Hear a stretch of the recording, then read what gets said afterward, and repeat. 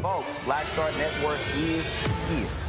Hold no punches! I'm real revolutionary right now. Support this man, Black Media. He makes sure that our stories are told. Thank you for being the voice of Black America, Roland. Stay black. I love y'all. All momentum we have now, we have to keep this going. The video looks phenomenal. See, this difference between Black Star Network and black-owned media and something like CNN. You can't be black-owned media and be scared. It's time to be smart. Bring your eyeballs home. You dig?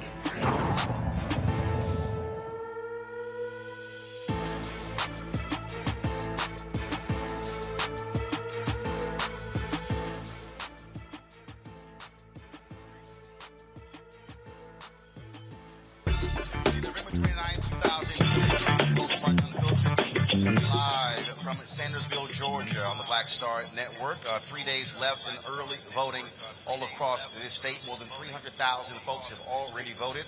Earlier today, we were with the folks from Georgia to stand up. We'll show you some of that as they were circumventing the rules, if you will.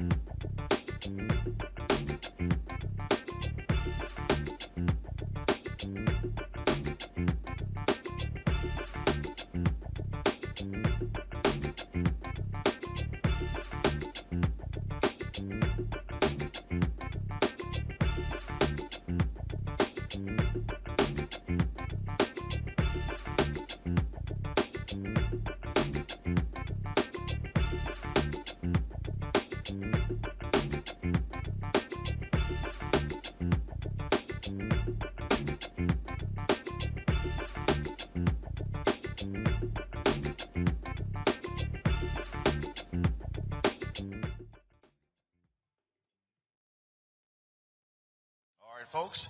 We'll be right back on the Black Star Network. Let's go. He's got it. Whatever the biz, he's on it. Whatever it is, he's got the scoop, the fact, the find. And when it breaks, he's right on time and it's rolling. Best believe he's knowing. Putting it down from sports to news to politics. With entertainment just for kicks, he's rolling. It's on go, roll, roll, y'all. It's Roland Martin, rolling with Roland now. He's funk, he's fresh, he's real, the best, you know he's Roland Martin now.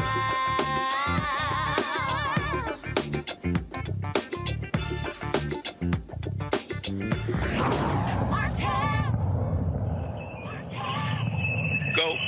All right, folks, Georgia has broken the early voting records on Monday. The Senate runoff between, of course, Democratic U.S. Senator Raphael Warnock and Herschel Walker has seen unprecedented voting numbers thus far. Voting locations open in all 159 locations all across this state.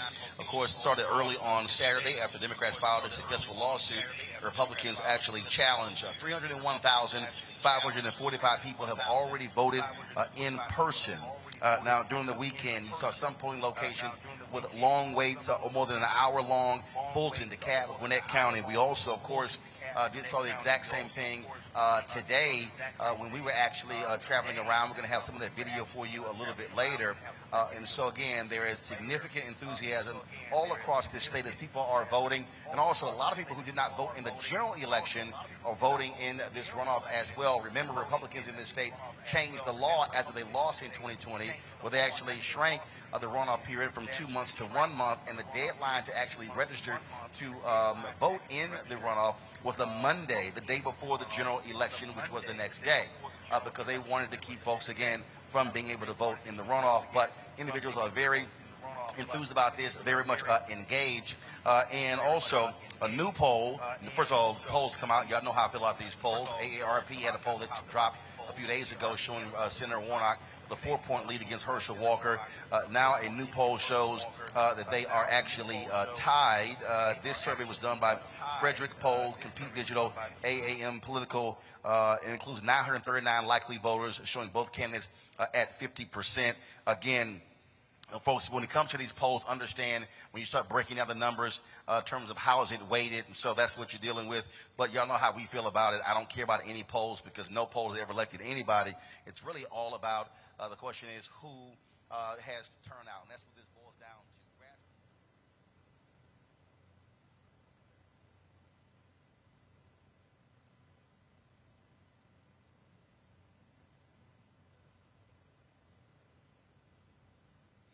Tasha Cobb, Leonard Israel Houghton, also Bishop Vashti McKenzie, numerous other pastors will be coming in, other entertainers as well, actor Dooley Hill, a number of folks will be traveling to this state and not just going to Atlanta, but really going to a number of different places all across the state, hitting many of the rural areas where there are African-American voters, trying to reach them to turn out. As I said, early voting ends on Friday. The election is on Tuesday, December 6th. And again, there's so much focus and attention on that. Now, the ads you're seeing all around that have been running as well, nonstop on television, also on radio. But there was a new one that the Warnock campaign has released that shows how people are absolutely confused when they listen to Herschel Walker talk about anything. And so if you have not seen this, trust me, this is not an SNL skit. This is not from Comedy Central. It's actual voters listening to Herschel Walker try to put sentences together. Watch. You ever watch a stupid movie late at night hoping it's going to get better, don't get better, but you keep watching it anyway? Because the other night I was watching this movie. Called Freak Night or some type of night, but it was about vampires. I don't know if you know vampires are cool people. What the hell is he talking about? Is he serious? Is he for real? But I'm going to tell you something that I found out. A werewolf can kill a vampire. Did you know that? What is he talking about? I never knew that, so I didn't want to be a vampire anymore. I wanted to be a werewolf. Oh, my gosh. He's talking about vampires and werewolves right now. Y'all serious about this, right? So I've been telling this little story about this bull out in the field. What on cows. earth? And 3 of them are pregnant. There's no substance. There's nothing. So you know you got something going on. It makes me want to laugh, and then it makes me think we're in trouble. But all he cared about is kept his nose against the fence, looking at 3 other cows that didn't belong to him. Now all he had to do is eat grass. This video is ridiculous. That's 35 seconds of my life I'll never get back. Why would I want someone like that leading the state of Georgia? Our good air decided to float over to China, bad air. Unbelievable. So when China gets our good air, their bad air gotta move. It's all the same air. Not only does it make no sense, I don't even understand what he thinks he's saying. So it moves over to our good air spaces. And now we gotta clean that back up. I sit and watch these on Twitter, and I'm like, what the heck is this guy talking about? Like, literally, what is he talking about? He's completely unqualified for this really, really serious job. No one's watching this and being like, oh man, that guy's got it together. And sometimes, like, I read through the comments because I'm like, is anybody actually understanding, or are we just sitting here wasting time? It is embarrassing. Let's call it what it is. It is embarrassing. They just care about getting a yes man. Somebody that'd just punch the button. I think it's a risk to me and millions of Georgians to put this man in a position of power. Let's call it what it is. This is embarrassing as hell. At all. I mean, well, you know. Oh. Go. Okay, the sister, she just walked off at the end there. Let me bring up my panel, Dr. Mustafa Santiago Ali, founder, senior advisor, environmental justice at the EPA, Dr. Jason Nichols, senior lecturer, African American Studies Department, University of Maryland, College Park, Randy Bryan, diversity and inclusion strategist, speaker, trainer, and writer. Glad to have all 3 of you here. Jason, I want to start with you because Herschel Walker does not talk about issues at all. In fact, I have no idea what the hell he's even talking about. And this is somebody who wants to be one of 100 United States senators in the United States Senate. We already have one of the dumbest people ever who also has ties to football, and that's Tommy Tuberville, former football coach who was a senator from Alabama. And we all know how dumb he is. But when the man was talking about vampires and wolves and something about a bull. Jason, I don't know about you, but he shouldn't even visit the U.S. Senate, much less be elected. Yeah, you know how I feel about this guy for many different reasons. Character, number one. We've had some unintelligent people in public office before, but unintelligent and of poor character is a terrible combination. I don't need to remind anybody about him pulling guns on women and beating people up and not raising his kids. But in addition to that, you know, he and Tommy Tuberville and, you know, Cindy Hyde-Smith and all of these people, it's just ridiculous. It's ridiculous to me that you have a 50-50 race involving Herschel Walker. That's an indictment of the United States of America right now. That really makes me really depressed about where we are as a country. But it's where we are, and we have to hope and pray and hope that everybody comes out and turns out in order to elect Senator Raphael Warnock. The thing here, Randy, and the reason why, I mean, it is laughable when you watch the video, but when you start talking about the kind of issues that are facing the country. The Land Journal-Constitution, I mentioned this yesterday, did a story how he refuses to answer any questions about Ukraine, Russia, the billions of dollars that we have spent. Clearly, what's happening, the unrest in Haiti.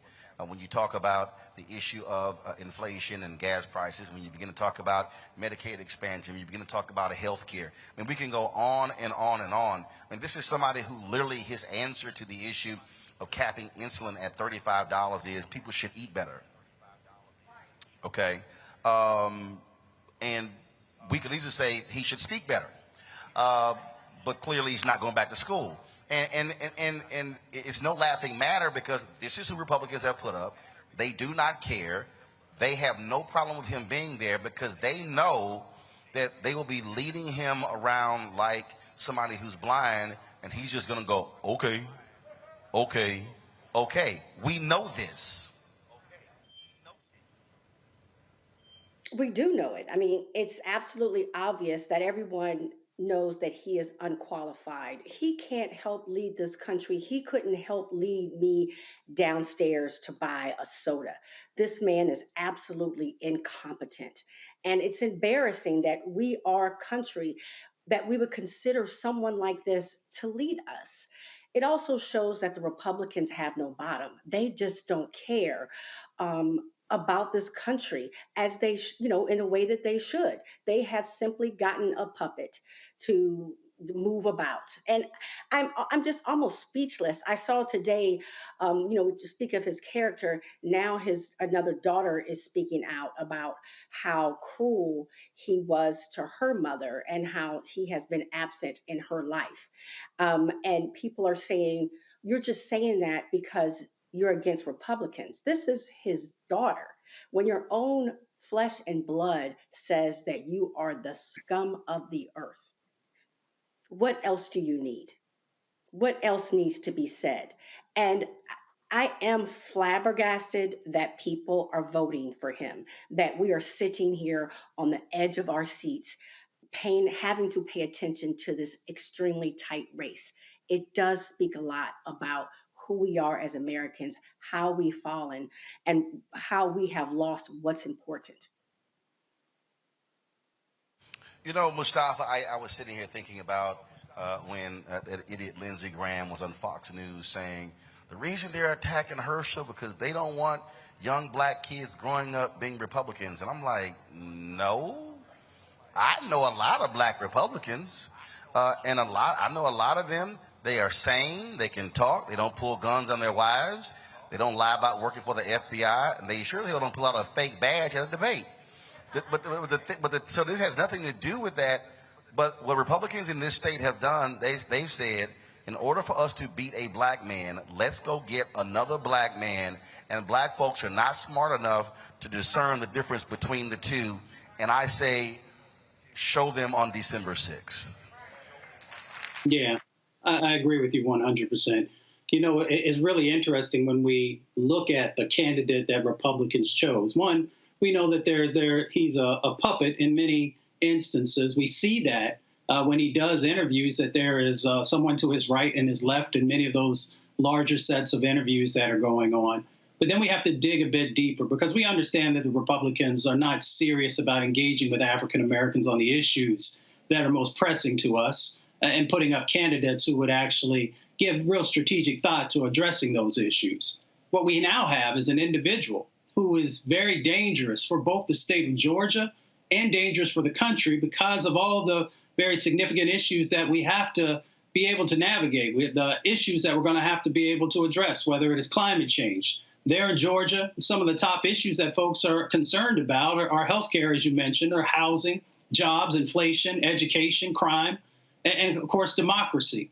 And of course, we also know that Herschel Walker has not been able to articulate any type of definitive policy on any of those issues. So that says, one, that Republicans don't care about those issues that are impacting our communities, and that they're willing to place anyone in that position whom they thought could siphon off some of the votes from Warnock. And Jason, as I said yesterday, if you're going to the United States Senate, you're not just representing Georgia. You're casting votes that have an impact on millions of Americans across the country, and you're casting votes that have an impact on millions of people around the world. Because United States senators, I mean, we're dealing with international foreign policy issues. You're talking about individuals who are going to be on committees, who are going to be, whose responsibility is dealing with major decisions, voting on federal judges sitting on the bench for a lifetime. And so when you talk about the United States Senate, I mean, the Constitution was written as a way where that was supposed to sort of be at the house of the people's house.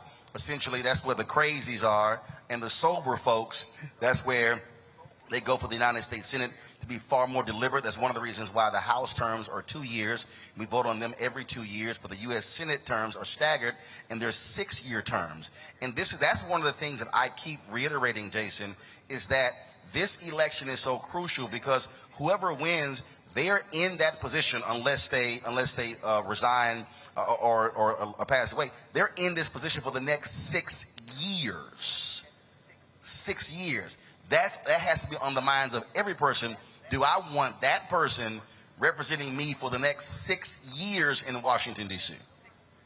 Absolutely. And this election is incredibly important for Democrats in particular because the balance, even though there are people out there who say ridiculous things about us not needing Georgia because there's a 50-50 tie in the Senate and, with Kamala Harris, that'll be 51.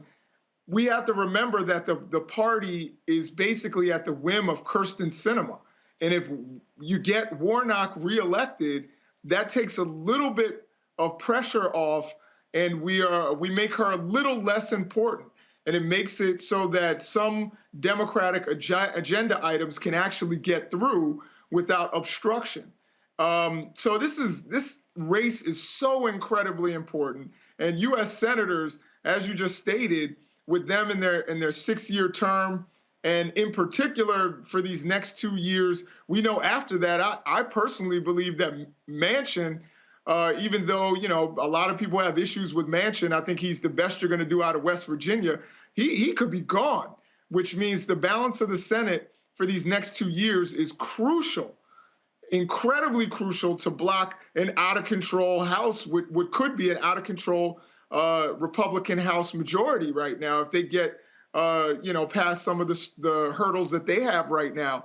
The Senate is going to be the firewall. And so it's really important right now that Democrats get Raphael Warnock reelected. When you have someone who is as dangerous, not just as a senator, but just as a human being, if you know his story, he's a dangerous person. And why you would put that person who is mercurial in office is beyond me. This is a person who, again, said he wanted to have a shootout with police, put a gun to his wife's head, hasn't raised any of his kids, hasn't seen one of his children in 7 years, and yet wants to lecture black men about fatherhood. I haven't heard any of his children say anything good about him. Like, not even like he tucked me in at night or whatever. I haven't heard any of them, including Christian, who we know is pretty much a very far right reactionary Republican. Even he has disavowed his father. I think, as your other guest said, we need to listen to his family and what they're saying about him. They've already stated his character, and we know that he is not competent, and he doesn't even live in the state that he's trying to represent. All of this should be disqualifying, and I'm hoping that the state of Georgia steps up and makes it known that we actually want smart, sober-minded senators. Absolutely. All right, folks, got to go to a break. We come back, we can talk about Veterans Affairs. That's another one of those issues that House and Senate members vote on, dealing with how do we take care of our veterans. And a study shows that the VA, how they have been doing a disservice to black veterans for a very, very long time. We'll discuss that next right here on Roland Martin Unfiltered, broadcasting live in Sandersville, Georgia. Download the Black Star Network app, Apple phone, Android phone, Apple TV, Android TV, Roku, Amazon Fire TV, Xbox One, Samsung Smart TV. You can also support us by joining our Bring the Funk fan club. In fact, we're going to have the video for you. Hopefully, I'm going to look it up. There was a sister who rolled up on me in Atlanta. She saw me, 76-year-old sister. She says, I got to support your show. I'm going to give you money right now. And literally just handed me $100 to join the Bring the Funk fan club. So, Sylvia Stevens, I appreciate that.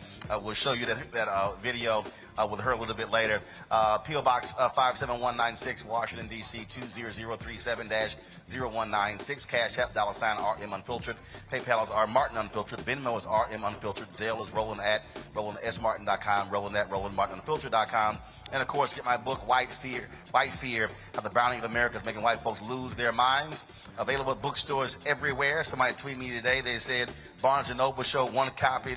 She made them look for about 15 minutes to find that one copy before she took her flight to the Bahamas, and so I appreciate that as well. So get it all bookstores, Amazon, Barnes & Noble. Order from your favorite black bookstore. Also download the audio version on Audible. We'll be right back from Sandersville. Y'all can clap.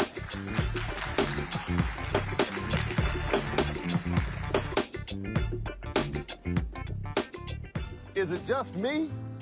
Or does it feel like we've been here before? The whole country's finished voting, and only us left. You'd think Herschel Walker would want to explain what he'd do in the Senate if he actually wants to represent Georgia. Instead, he repeats the same lies, trying to distract from what we all know is true about him. But I think Georgians will see his ads for what they are. Don't you? I'm Raphael Warnock, and yes, we're doing this again. That's why I approve this message.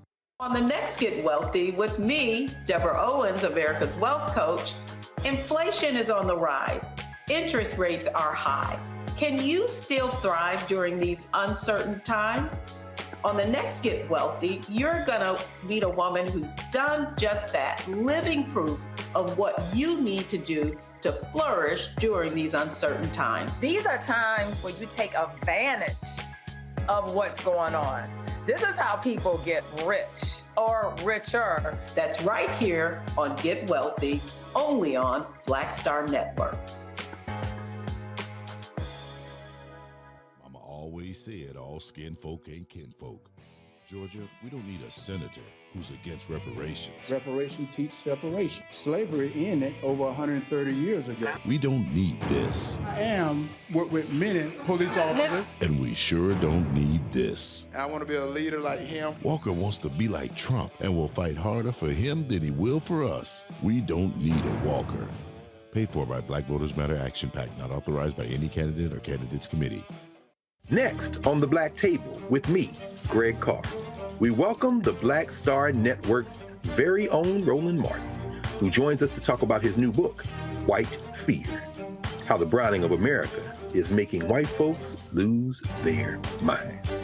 The book explains so much about what we're going through in this country right now, and how, as white people head toward becoming a racial minority, it's going to get, well, let's just say, even more interesting. We are going to see more violence.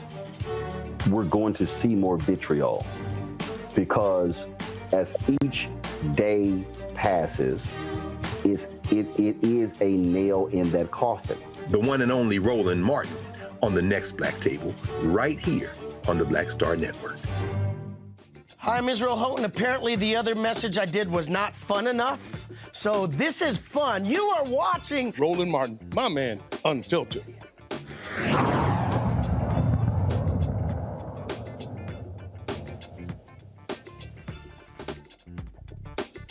Folks, welcome back to Roland Martin Unfiltered here in Sandersville, Georgia. Glad to be here.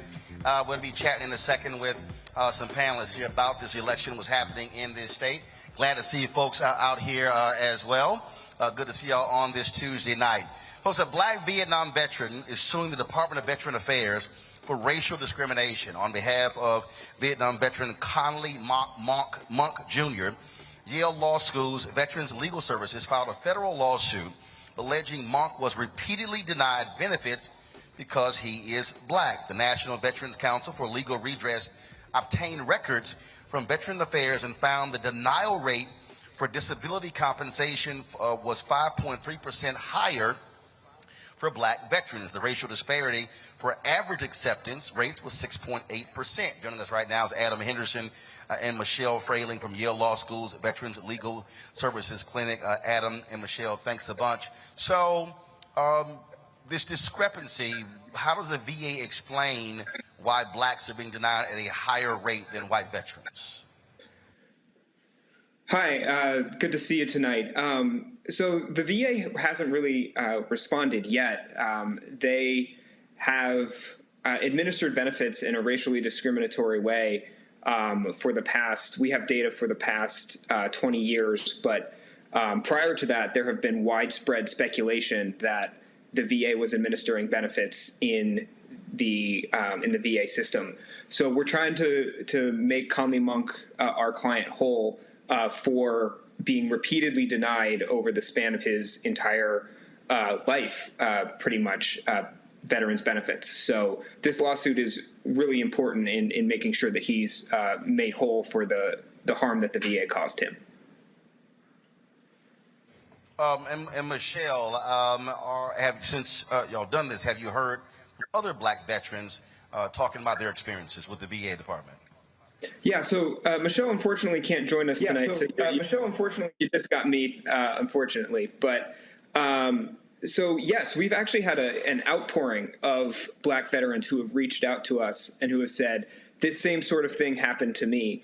And, you know, how can we make it right? And what we're hoping is that if Conley is successful in his lawsuit, that this will open up the legal pathway for more black veterans to file similar lawsuits. And in addition, we hope that the VA will make changes to their system so that more black veterans don't have to go through the same discriminatory system that Conley Monk went through.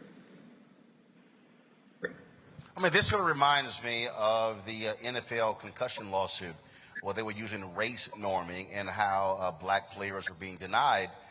And so here's a perfect example of black folks who served in the military, supposedly fighting for the country, and the country not taking care of them after the fact. Yes, absolutely. So this is something that Mr. Monk talks about all the time. He served honorably in Vietnam, and he served bravely there. And he has been a hero to many other veterans after returning. But when he came back, he was treated differently than possibly his white counterparts. And this is something that is hugely impactful for black veterans, because if black veterans are denied at a higher rate, that means that they can't build equity in a home. It means that they don't have the same sort of college degrees as white veterans do. So this is generational harm that the VA is causing on black veterans in a similar way to the NFL concussion thing that you mentioned. And I think that point there is important, because when you're talking about the issue of generations, now we're talking about economics. And so we saw how African Americans were denied when it came to the GI Bill. And so here is someone where his family is now being impacted by the VA's decisions today.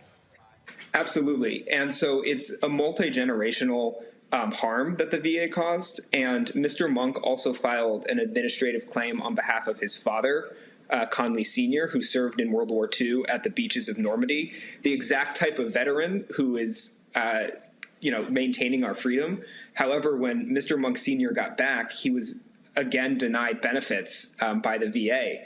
So this is not just Conley Monk Jr., it's Conley Monk Sr., and it's also affecting Conley Monk III and now Conley Monk IV. There is a whole generational line of black veterans who weren't able to reap the same benefits as their white counterparts were able to. So it's something that is really important, and we're hoping that the VA uses this as an opportunity to sit up, take notice, and really rectify the problems that are very apparent in the VA.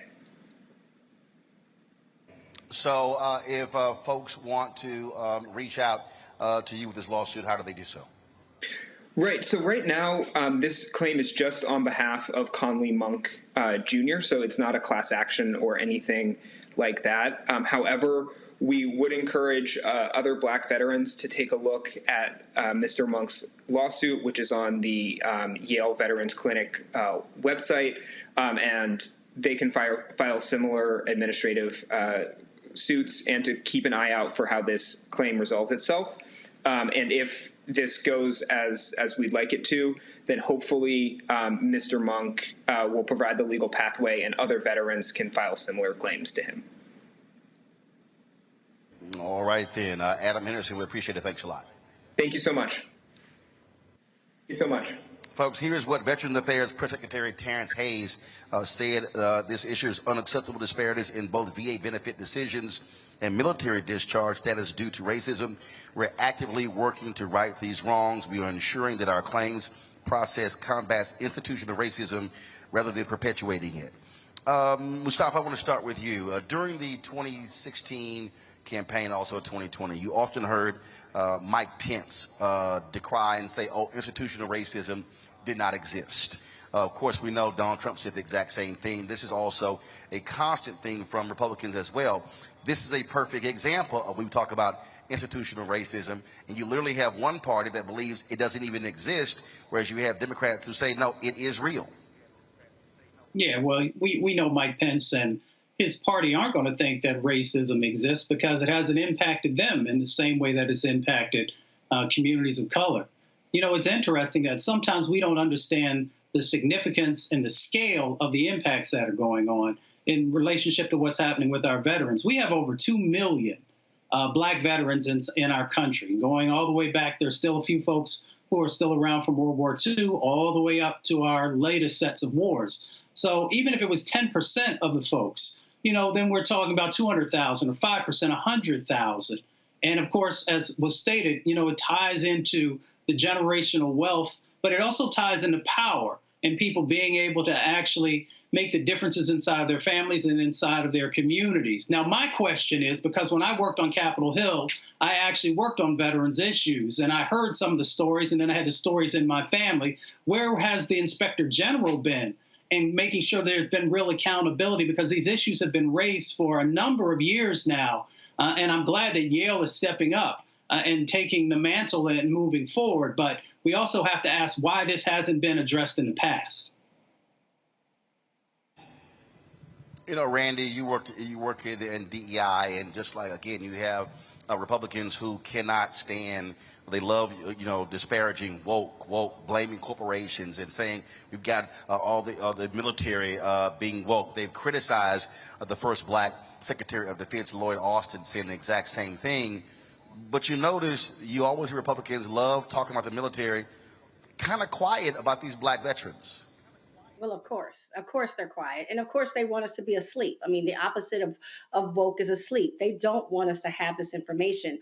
One thing that I found very troubling is that some of the statements that have come out have said that they're going to continue to research, you know, what's going on. And I'm so sick of people doing research. They've had studies that have shown that Black veterans have been treated poorly since the beginning of time, after every conflict, while they're in the military and when they get out. There have been reports that have been published by the Justice Department that have essentially talked about the lynching of Black veterans. And so why do we need to continue to look into it? Why don't we just own it, right? That's what wokeness is. Why don't we just own that there's an issue and fix it? And the reason why it's not being fixed is because so many people don't care. They don't care about the fact that Black veterans aren't getting the same health benefits. They aren't, like you said, they're not getting the same loans. It affects generations. And it's particularly sad when joining the military has been such a vehicle for Black Americans to get out of poverty. But it seems that many people are determined to keep us right there. And Jason, when we talk about, again, the notion of equality, that's really what folks are talking about. If you are staying next to somebody and both y'all taking bullets, I shouldn't come back home and I not be compensated, but the person next to me who's white.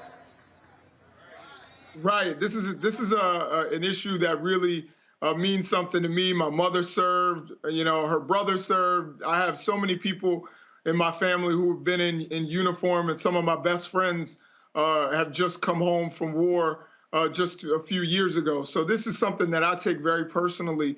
And I've seen actually people who have told me that they tried to use a VA home loan and had it rejected and said it was a special loan. And they've come up with all these hoops where you can't even use your VA home loan. And some of these people are like, what did I get shot at for? What was I going through all this for if I can't even use this to benefit myself and benefit my family and put them in a different place?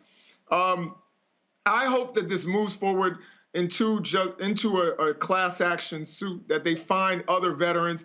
And that's why I'm grateful for this platform, for people to actually see that this is going on, see that Mr. Monk is actually filing a lawsuit, and hopefully others will come forward and you will get groups and groups so that you can get, and here comes the word that I'm sure everybody's been waiting for, and that is reparations for these veterans, because they obviously were not getting what was due them. And what we know, one thing throughout American history, African Americans have served in every military conflict this country has ever had. Why is it that our country can't turn around and serve them back? And so we need to rectify that. If just like Herschel Walker said, well, it was 150 years ago that slavery ended. Well, in that case, you know, we have all of these military conflicts, and we have people who are serving the military right now who are still not being made whole and done right by our federal government. And in terms of a woke military, I just want to say extremism in the military, as you talked about in your book, you know, there's extremism in the military. The people that you see on the cover of your book from January 6th, a lot of them are military veterans. So if the military doesn't get woke, then you're going to end up with all of the things you saw, the foundations of the Ku Klux Klan. Guess what they were? Confederate veterans. What was Lee Harvey Oswald? A Marine Corps veteran. The person who bombed the 16th Street Baptist Church, a Marine Corps veteran. The person, Timothy McVeigh, a Army veteran with Ranger training. So if we don't actually get serious about extremism in the military and maybe get a little bit of that wokeness, then we are going to be in store for more of those kinds of events in the future. Well, absolutely, and you got folks in this country, in this state, who still are trying to hold on to that old past. As I was driving here, we were about 30 minutes away. I don't even know what city we were in. They had this war memorial. And what was interesting, as we were driving by, and I said, oh, I guarantee that's a Confederate monument. And then we got to the front, and then I saw it, and it says, our Confederate dead. That was a statue. Now, they erected these other monuments. They said World War I, World War II, and Vietnam. They were obviously newer, but clearly the largest one was a Confederate monument. And I said, those are domestic terrorists that this nation and this state is honoring, and that's just a fact. And when you talk about this, the criticism of the military today, you're right. And when a bill went before Congress to combat extremism and these white supremacists in the nation's law enforcement and military, Republicans voted against that bill. Did not want that to be targeted. And so we have to understand that that's what you're dealing with. And so you have people who so-called say, oh, you're not an American, we should honor all veterans, but they don't necessarily love all veterans if they look like us. And so that is a fact there. Gonna go to a break. We come back, we got more headlines, and we're gonna talk to our panel here in Sandersville, talk about this election. They got lots to say, and look forward to hearing what they have to say about the issues that are important and what they want to see out of their United States Senator. It's Warnock Walker here in Georgia. 3 days before early voting ends, the election is on Tuesday, December 6th. We'll be right back on Roland Martin Unfiltered right here on the Black Star Network.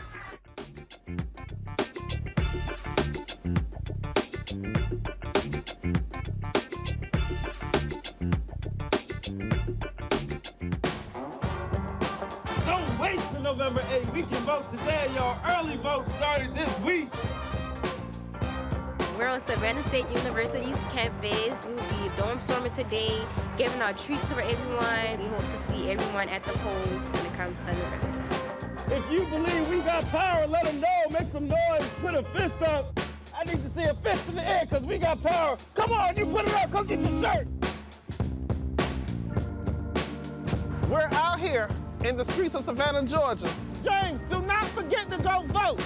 I got you. If we vote the right people in, we can make a change. We can get these resources in our community. I am a woman, and it is important that we have the say-so of what we want to do with our bodies.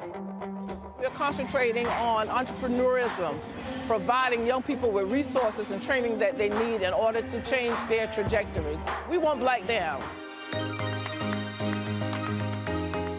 Democracy's on the ballot, voting rights is on the ballot, voting suppression is on the ballot. I am most passionate about those three combined because they all impact each other. Savannah is my home. I care about my community, and I care about representation in my community.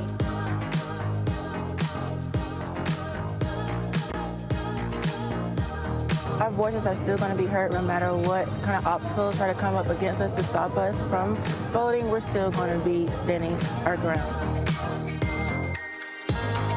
I see the effort that's being made to keep our communities from voting, so that makes me realize it's even more important, because if it wasn't important, they wouldn't be fighting to make sure we couldn't vote.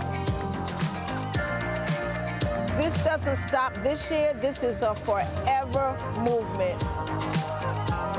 We're going to exert our power as a people, walk in our rightful place. We're going to change our communities, fight for our communities, and build our communities.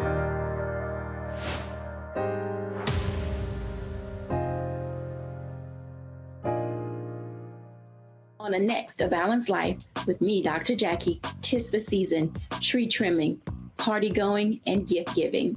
And I don't know about you, but for me, sometimes it can be overwhelming, and sometimes it's just downright exhausting.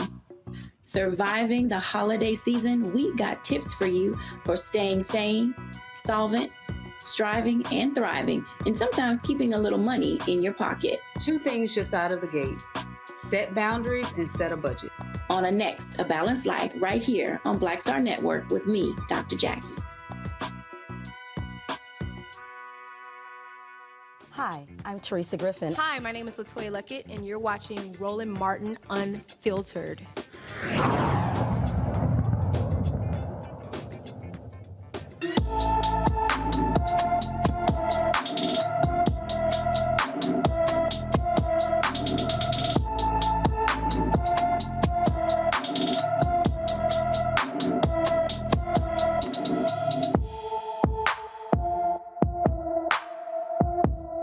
McLean has been missing from Chesterfield, Virginia since August 6th. The 15-year-old may need medical attention. She's 5 feet 9 inches tall, weighs 123 pounds, with black hair and gray eyes. Tiana has a hoop ring on one side of her nose and a stud ring on the other side. Anyone with information regarding Tiana McLean should call the Chesterfield County, Virginia Police Department at 804 748-1251, 804-748-1251. The trial of former Fort Worth police officer Aaron Dean in the fatal shooting of Atatiana Jefferson has started. Jury selection continued today after several delays. Dean is charged with murdering Jefferson, who was fatally shot inside her Fort Worth, Texas home in 2019. Body camera footage shows Dean approached the house without knocking or identifying himself as a police officer before he fired one shot, killing Jefferson. Dean's lawyers asked the judge to move the trial location to Monday due to its high-profile nature. The judge has yet to rule on that particular motion. Testimony will be expected to begin on Monday. 2 Colorado police officers are indicted after the fatal shooting of a man who called 911 for help. A 5th Judicial District Court indicted former Clear Creek County Sheriff's deputies Andrew Bruin and Kyle Gold for the fatal shooting of Christian Glass in June. Glass was having a mental health emergency when he called 911 after his car became stuck on a mountain road. Glass was asked to exit his vehicle when he told officers he was scared to do so. The officers tried to forcibly remove him when Glass brandished a rock knife and cut himself with it. Officers then fired beanbags and bullets into the car, killing him. Bruin is charged with second-degree murder, official misconduct, and reckless endangerment. Gould is charged with criminally negligent homicide and reckless endangerment. Let's go to Louisiana, where a federal civil lawsuit has been filed against the Louisiana city of Bogalusa following the in-custody death of Eric Nelson Sr. His family says law enforcement violated his civil rights. Now, officers took Nelson Sr. into custody in December for outstanding warrants following a car crash. He was then tased when he attempted to run. Nelson died following the incident. The mayor-elect is urging Police Chief Kendall Bullen to resign in response to the federal lawsuit. Bullen declined to comment earlier on the particular lawsuit. And speaking of lawsuits, Brett Farve is now asking to be removed from a lawsuit dealing with welfare fraud in Mississippi. Now remember, the former Green Bay Packers quarterback is trying to get the judge to remove him from the state's most significant public corruption case. An attorney for Farve accused the Department of Human Services of improperly and unlawfully providing the funds. Mississippi Department of Human Services seeks to recover $77 million in misspent welfare funds from 38 defendants and nonprofits. Farve is not facing any criminal charges, but is accused of receiving $1.1 million in welfare funds for speeches he allegedly never made. Involvement in the University of Southern Mississippi receiving $5 million of welfare aid for a new gym, and misappropriating funds for investing them in a concussion drug company that actually overstated and lied about the results of their job. Now, Farve has repaid the money he received, but still owes $228,000 in interest. So this is where I'm sort of confused, Mustafa. How do you act like you did nothing wrong when you know you didn't give the speeches, but you took the money? You know, that's that white privilege. It actually, you know, kind of changes the way that the folks see the world, especially the individuals who are being the ones who are receiving the benefits from that. You know, it's interesting. Brett Farve has, you know, top attorneys. He has top accountants. He has advisors.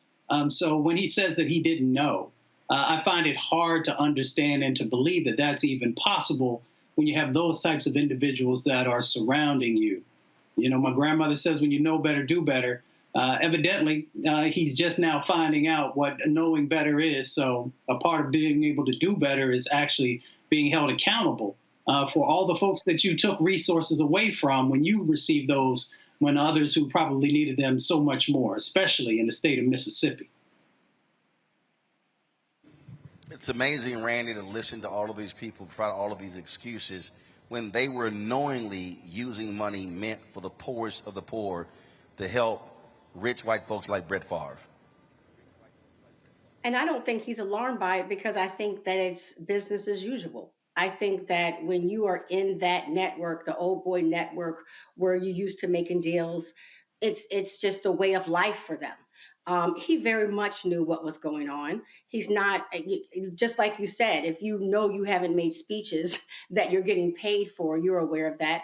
And they did uncover some texts where he essentially said, you know, this is good, right? Like, this is, we won't get caught, essentially, is what the text suggests. So, I mean, he's a criminal. I mean, if we're honest about it, he's a criminal.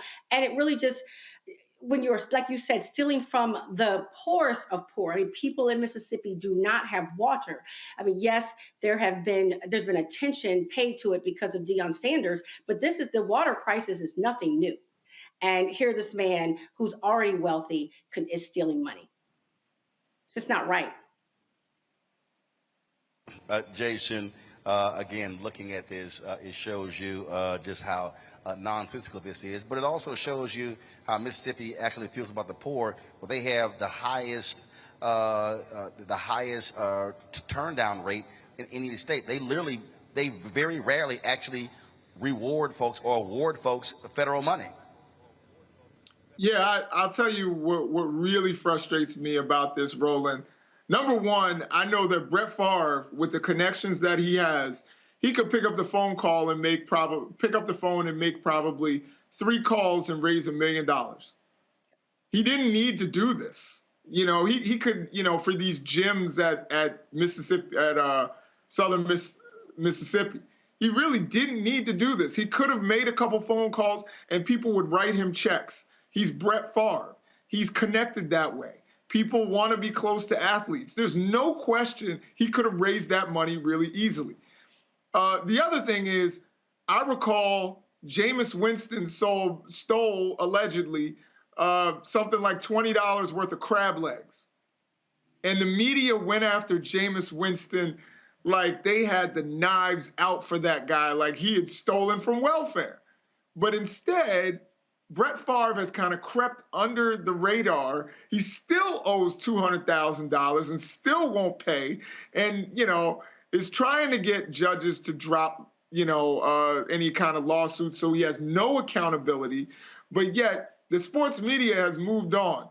But for months they went after Jameis Winston over some crab legs. Now, I'm not saying he should have taken the crab legs, not sure that he actually took them or not. But the point is, the way we talk about black athletes for these small issues versus someone like Brett Favre, who, again, there's no talk about, we see Barry Bonds is probably not going to make the Hall of Fame. No one's talking about, hey, should Brett Favre be in the Hall of Fame for after he took all of that money from the poorest citizens in the poorest state?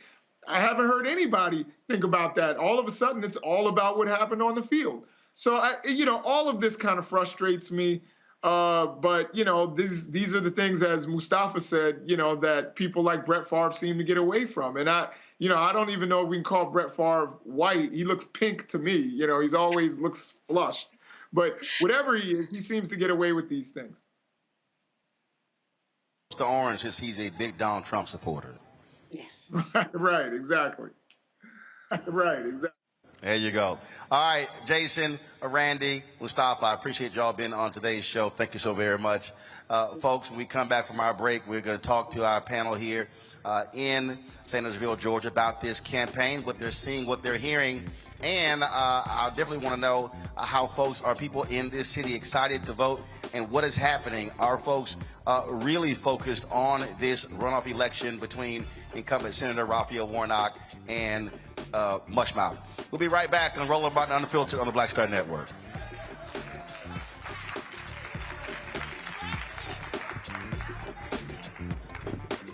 Is it just me? Or does it feel like we've been here before?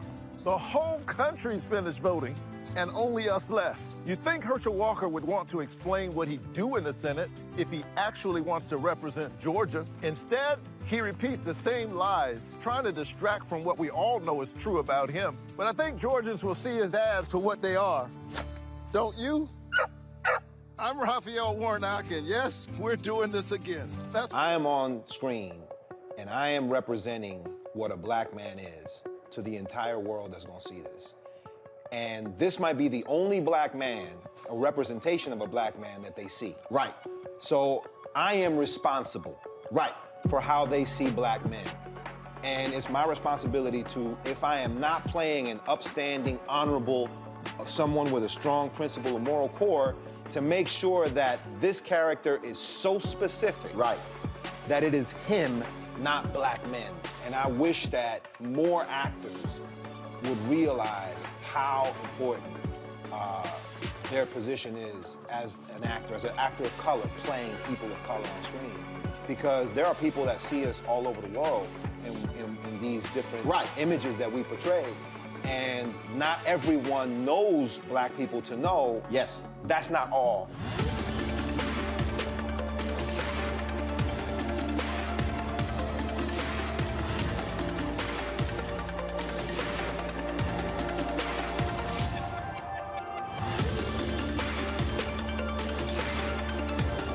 Carl Payne pretended to be Roland Martin. Holla! Hi, I'm Chaley Rose, and you're watching Roland Martin Unfiltered.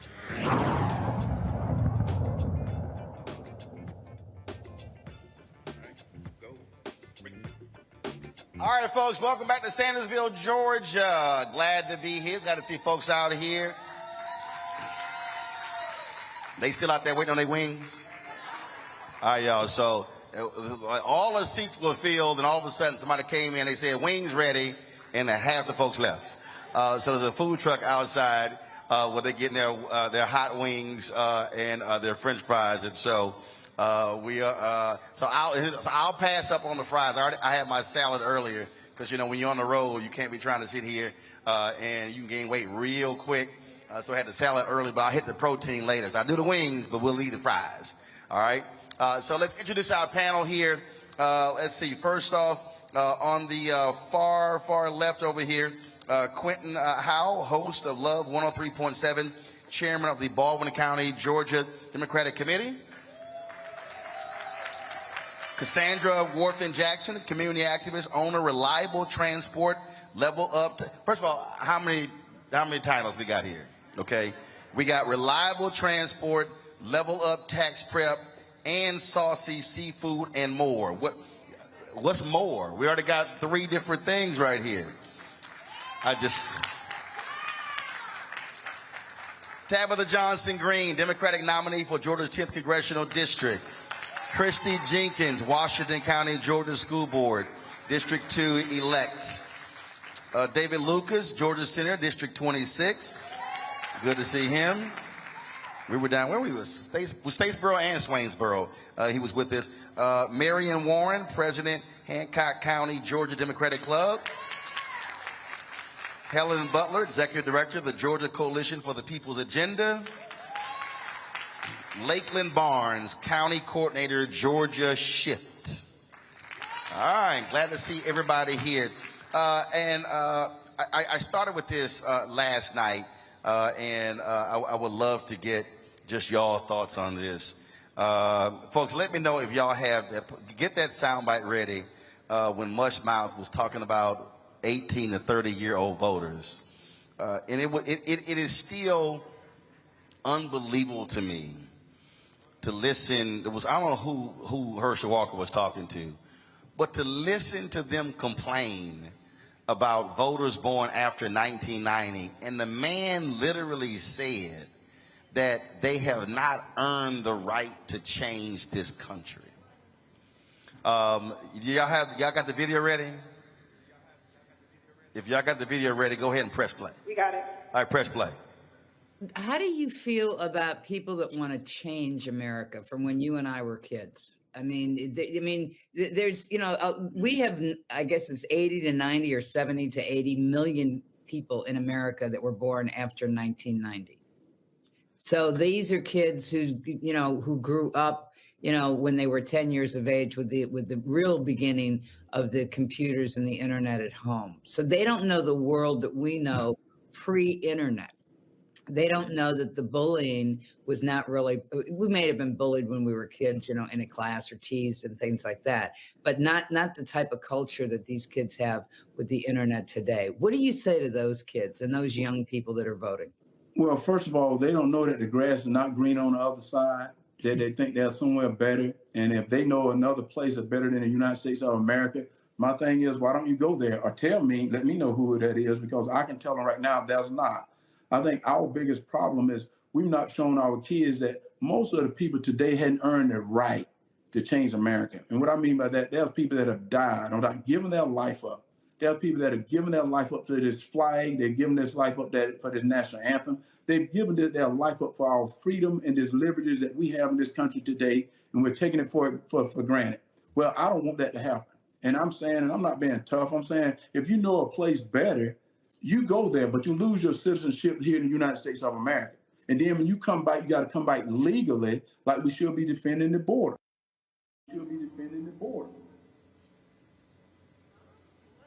Okay, I told y'all this is like the third time I played it, and I have no idea what the hell he's talking about.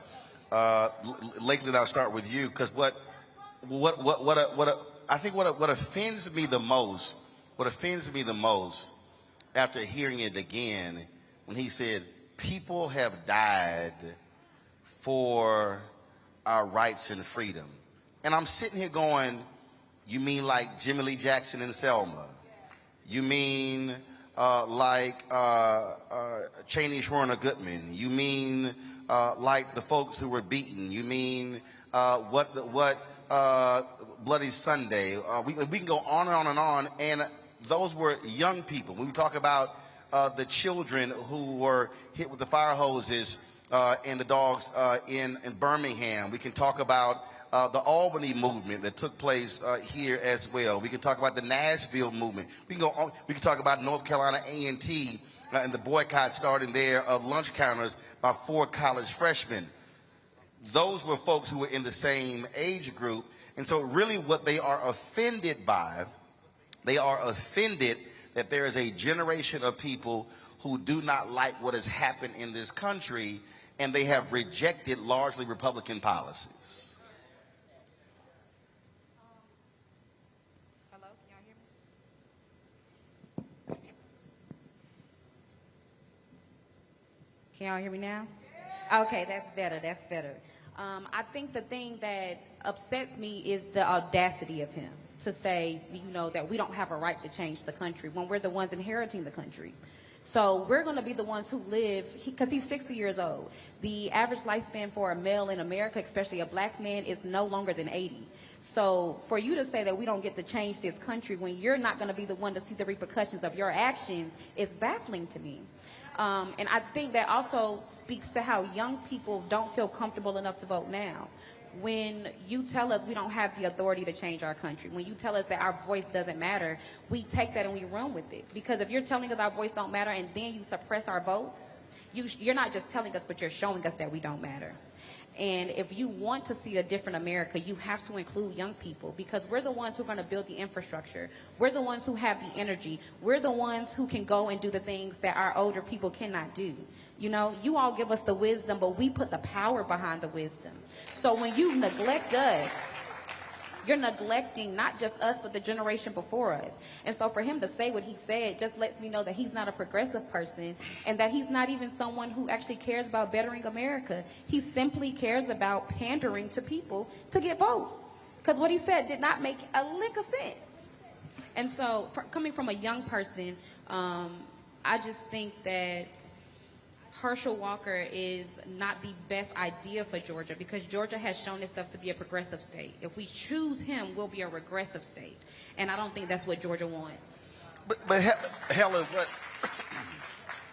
what really, again, bothers me is that when you have that sentiment, so when you say you want to represent all Georgians, what you basically just said is, if you 18 to 32, I ain't talking about you. Talking about everybody else. But when that age group is actually now the largest demographic in America. Oh, Roland, you are so right about that. And I'm talking about, and Herschel talked about, he was a part of the armed services. Well, I think we were recruiting people at age. I don't know which armed services he's a part of. Am I right? I don't know which. I don't know. Did he actually serve? That's right. He was an FBI agent. Oh, that's right. That's a lie. That's right. He was in law enforcement. Okay, that's right. That's a lie. That's 3 lies right there. But he does so much for veterans. And the idea is, if you're going to talk about people, all people, and represent all people, you can't leave out anyone in this country. If you look at the voting statistics, I want all young people, I want to give them a big shout out, because you showed up and you done your job. They made the difference. You named all the children in the civil rights movement. I worked with a lot of the civil rights giants, Dr. Lowry, C.T. Martin, John Lewis, all of those. But the idea was young people gave their lives for this country to make a difference. The little girls bombed in Birmingham. So it's all of those, Jimmy Lee Jackson, all of those that have made a difference. And you see young people now that are standing up. And like Mary Pat Hector, these young people here that are standing up to make a difference for their country. Let's ask Herschel, is he going to stand up and make a difference? Christy? I think for me, young people are needed. And I know for me, just growing up, all I've ever seen, even in the history books that I've learned, all I've ever seen were young people in action. All I've ever seen, the images that stand out to me are images of children, 4, 5, and 6, all the way up to 16, 17, and 18. Like, you have people taking walkouts during school or whatnot to stand up for what they believe in. And for him to just sit up here and say that that particular age group does not matter, it again shows another level of his ignorance. The Bible speaks a lot of the strength of the young men, and or the strength of the young, and to put down this particular age group that is absolutely necessary, to what my sister was saying, to push forth our freedom, to push forth things that we believe in, to push forth our voting rights. You know, we have the wisdom that comes from the elders, but we have the strength that comes from this particular age group that he's putting down. So I think that this just shows one more time of his ignorance and his lack and his inability to do this job effectively. You know, when we start talking about these issues, and folks, let me know, control room, when y'all have that soundbite of Newt Gingrich. Newt Gingrich did an interview where he literally was talking about how Herschel is the type of African American needed. I'm Lord have mercy. Lord have mercy. But look, baby, you know, Newt, he's still stuck. Remember, he's the same one left the wife in the hospital, left her for the side piece while the wife was in the hospital. But that's how Newt rolls. And the thing for me, again, when we talk about the issues, Marion, I want to speak to this again. You're hearing one candidate literally talk about the issues that people are dealing with: Medicaid expansion, lack of health care, what's happening, broadband access in rural America. And then you have another one who's talking about nothing, like zero, like no attempt at all to speak to the issues of residents. What do you want to hear that you're not hearing?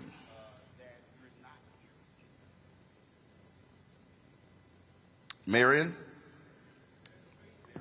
Or Quentin, you can answer that too. And that is, again, you have one candidate, Warnock, who's actually talking about the issues. Another one who's really just focused on sort of the culture, the culture wars, and who's purposely avoiding a lot of the issues.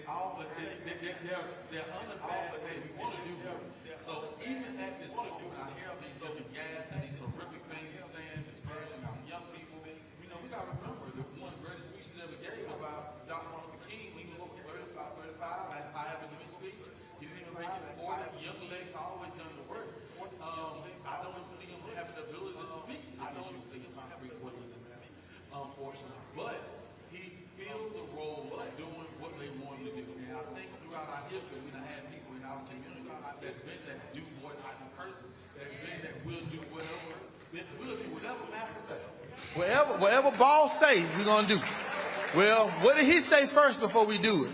And unfortunately, we still seeing that carry on now. And the unfortunate part is this is one of the first times in recent memory where that type of person could have a decision making over our lives as a United States senator, and he's running neck and neck with someone who's overly qualified for the position.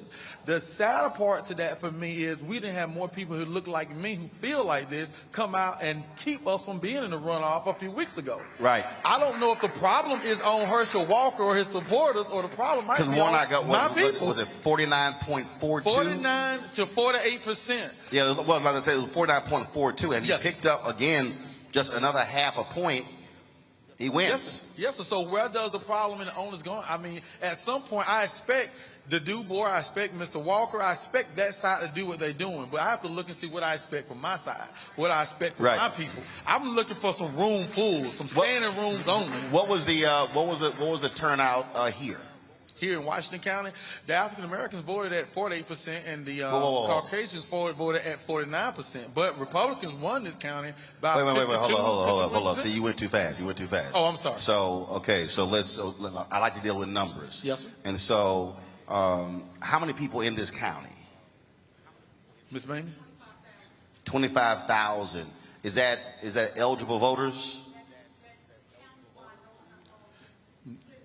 But citizens. Centersville has 6,000. Hold on one second. Go get the microphone so because folks at home can't hear you. I can hear you, but people that are watching at home can't hear you. So, The so you worst said part- the county has 25,000. Yes. Sandersville has 6,000 Around residents. 6,000 residents. And But of the county percentage, what's the black percentage in the county? the black percentage in the county is 51%. The city is 61%. So we're still begging for crumbs when we don't have to, when we own the whole pie. That's the problem. So of the eligible black voters in this county, only 48% voted. Yes, sir. And I can give you a hard number. It was 4,000 some odd whites voted, 4,000 some odd blacks voted. The difference in whites and black vote was around 100 votes. So more whites voted in the general election than African Americans.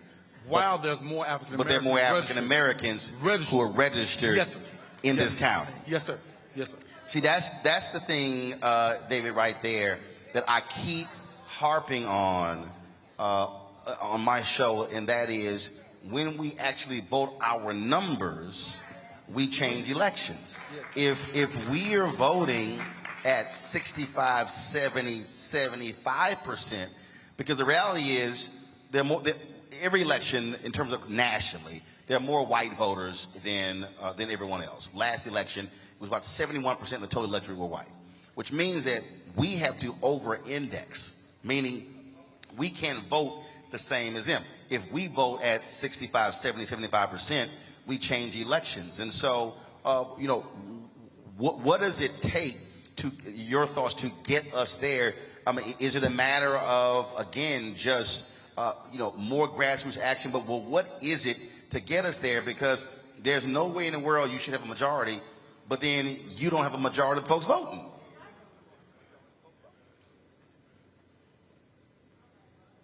Yeah, it's on. It's on.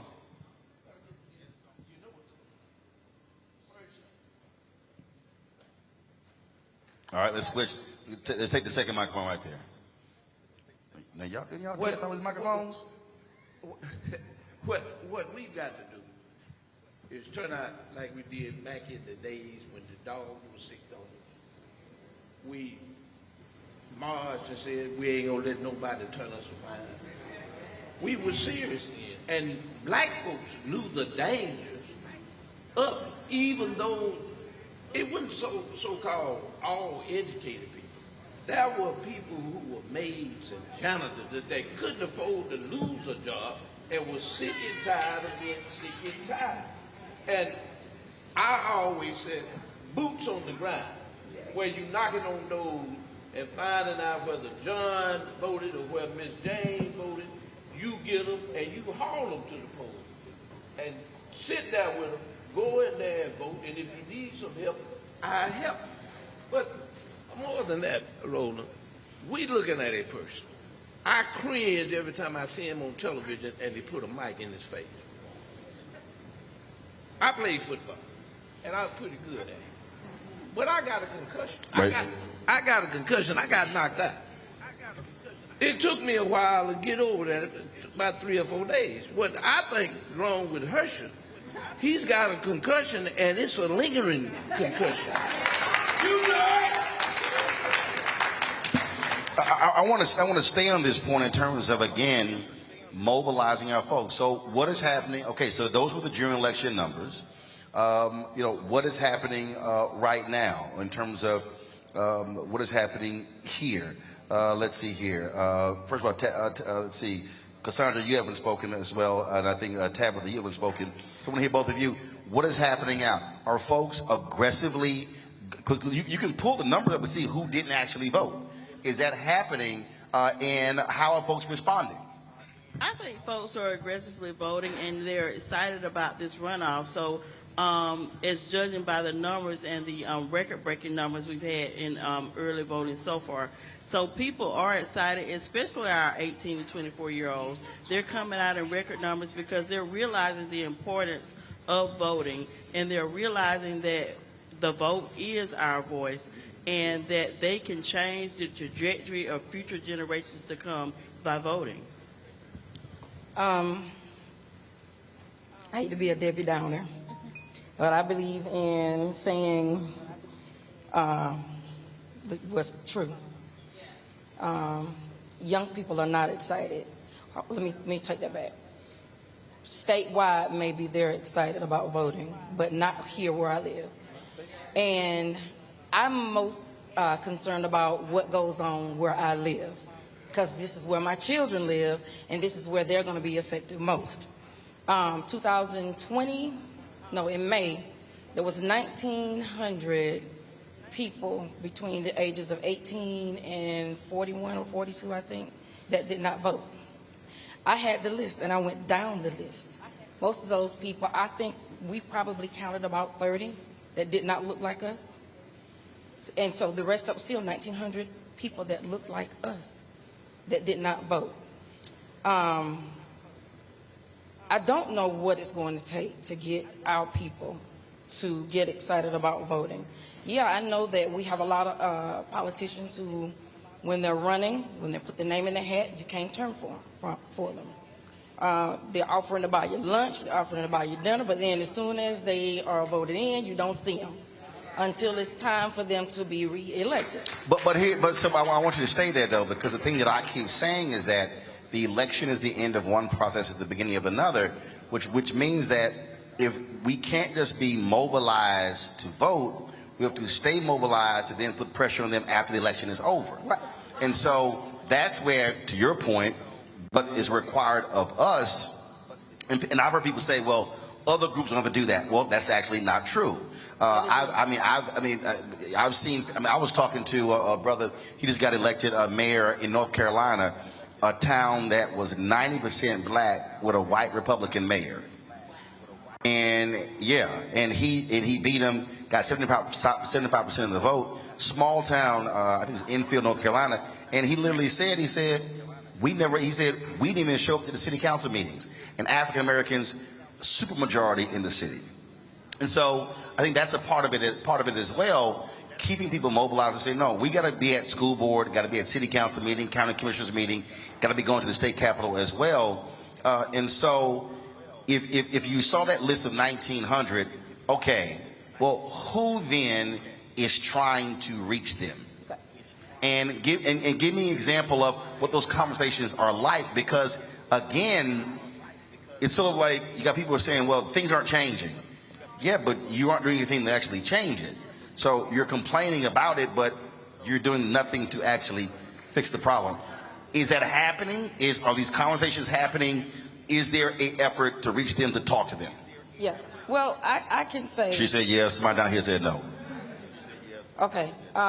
So I can say that yes, I am. I am actually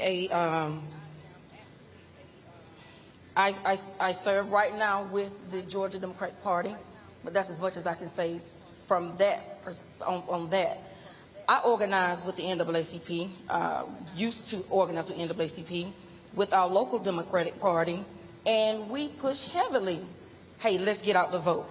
But unfortunately, and I'm just going to say it like it is, we can't get people out unless we order a plate of food. Yeah, it's like we have to offer them an incentive. But, and when Herschel said, you know, young people don't have the right to vote, it is from where I'm sitting now, young people have never had to ask, can I have a drink of water? Can I come through the front door? So it's like they don't have a reason. There's nothing that they can see right now where I need to go vote. There's nothing. So I don't know. Quentin T. Howell and I don't know. I've just reached the point where I just don't know. Oh, yeah, go ahead. I do want to speak on that as well. The young people that I've engaged with, they are excited. They want people to listen to their concerns and their needs. And so I am that listening ear. And also, they want people to feel like they care about their needs and their interests. So the young people that I've engaged are excited about voting, those 18 to 24-year-olds, all the way up to 30. And actually, I've talked to a lot of young people that are interested in the political process and want to start groups here in Washington County to encourage more Democratic voters. Well, and I think part of the thing is that what we have to do is, and this really is a piece. First of all, if you look at the numbers, more black voters, older black voters, 65 plus, self-identify as Democrats. If you go down the number, folks no longer self-identify. That's just a fact. But then when you also look at the same numbers, who votes the highest? 65 plus. As you go down, that number drops. And so I think what has to happen is, I think our conversation can't be young voters don't care.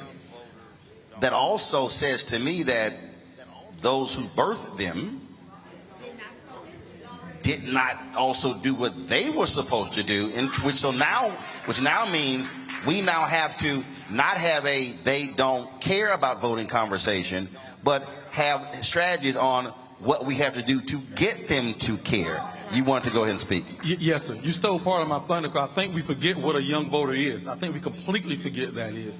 And you just said that the average age of a voter is 65 years old. If you're 45, you're considered a young voter. I mean, you know, being realistic, and no, if you look at the numbers in the state of Georgia, the midterm election, if you look in the 2020 election, and where we break it down from the Democratic standpoint or political standpoint, 29 to 18 or 39 to 30. It's very, very low numbers across the board. We have multiple problems. Not saying we don't have pockets of young people. We're not saying we don't have pockets of our seniors or other people who are engaged that get certain ones there. God bless their hearts. But overall, no. You can't even expect a lot of politicians to put a lot of emphasis on a group of 25-year-olds when he might get 10 people out of there in an hour, while he can get 35 out of very true. 65. I remember I interviewed Big then Congressman Jesse Jackson Jr., and there were a group of young voters who came to him, and they said, man, if you don't do this, we're going to put you out of office. He said, I don't give a damn what y'all think. You don't vote. He literally said, you see that building right there? And it was a high rise. He said, it's a bunch of old people in that building. He said, all them vote. He said, y'all ain't gonna do nothing. I listened to all of them. He said, because they gonna roll up in they walkers, in they scooters, in they oxygen tanks. He said, they gonna vote. And the young voters got upset, and he was trying to explain to them, he said, if you are not actually voting your numbers, no one will actually listen to you. Exactly. But I want to put it in context, and you want to jump in. So you mentioned 1900. So let me put this in context. Biden-Harris wins Georgia by 11,000 votes. That list that you gave represents almost 20% of their victory. And I think that's because I think what happens is, and I guarantee you somebody in here is thinking, man, look, it's only 25,000 people in the county. It's only 6,000 in the city. Obama wins North Carolina in 2008 by 14,100 votes. Sherry Beasley loses the Chief Justice of the Supreme Court in North Carolina in 2020 by 401 votes. And so I think what we have to do is we have to literally, I think, have citizenship training classes.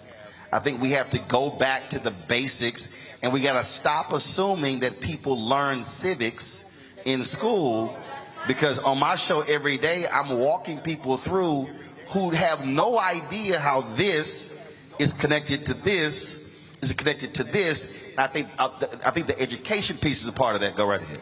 I think the conversation, like you said, it can't be that they don't vote or that they're not energized to vote, because if you pay attention to the political landscape, it's changing because people from my age demographic are actually going out to vote. So it's not that we're not excited. I think the conversation has to go from why aren't you voting to what aren't we hearing? Because a lot of times we vote and our issues don't matter. When you say that we haven't experienced dogs being sicked on us or things like that, we haven't experienced physical violence on that level at all. But what we have experienced was the abortion ban in Georgia. That affected people like us, especially young black women who look like me. So gun violence, we've been affected by a lot of different things, so we don't have to get dogs to be sicked on us for us to understand that there's a problem in Georgia. We know that there's a problem in Georgia, but until we can figure out how to reach young people, because right now the education system is trash in Georgia. It is. We are not. Georgia used to When I was in school, at least, my school used to be one of the top schools in Georgia. It has went down to one of the bottom. And that's because the education system in Georgia is lacking. We don't learn things in school. So when you fault us for not understanding what it means to vote, because we see our grandmas voting, we see our mothers voting, we see our fathers voting, our uncles and our cousins, and nothing changes for our community. So now we're not saying that we don't want to vote. What we are saying is, how can we make sure that our vote is impactful? And we have not been able to see that yet. So so as we can until we can understand what our impact is, then we'll really hit the polls. But we're having those conversations. Those people that they talk about on the corner, you know, Peanut and them on the corner, they're having these conversations. They're talking about Warnock and Herschel. They're doing these things. So it's not that people aren't talking about it. It's not that people aren't energized. It's just that we don't understand, or we don't see the impact that we're trying to make. Yep. Hold tight 1 second. I'm going to go to the break. I'm going to come back to you, and you when we come back from the break. Folks, we're here in Sandersville, Georgia. We're going to take a break right now. Yeah, y'all get these microphones straight. And do me a favor, y'all watch it on YouTube, Twitch, Black Star Network, Instagram. Hit that like button, share button. A lot of y'all comment on YouTube right now, but you ain't hitting the like button. We come back. We should easily be at 1,500 likes, so do that right now. And so don't forget, download the Black Star Network app. Apple phone, Android phone, Apple TV, Android TV, Roku, Amazon Fire TV, Xbox One, Samsung Smart TV. You can also support us by joining our Bring the Funk fan club. Send your check and money orders to P.O. Box 57196, Washington, D.C. 20037-0196. Cash App, $RM Unfiltered. PayPal is R Martin Unfiltered. Venmo is RM Unfiltered. Zelle is Roland at RolandSMartin.com. Roland at RolandMartinUnfiltered.com.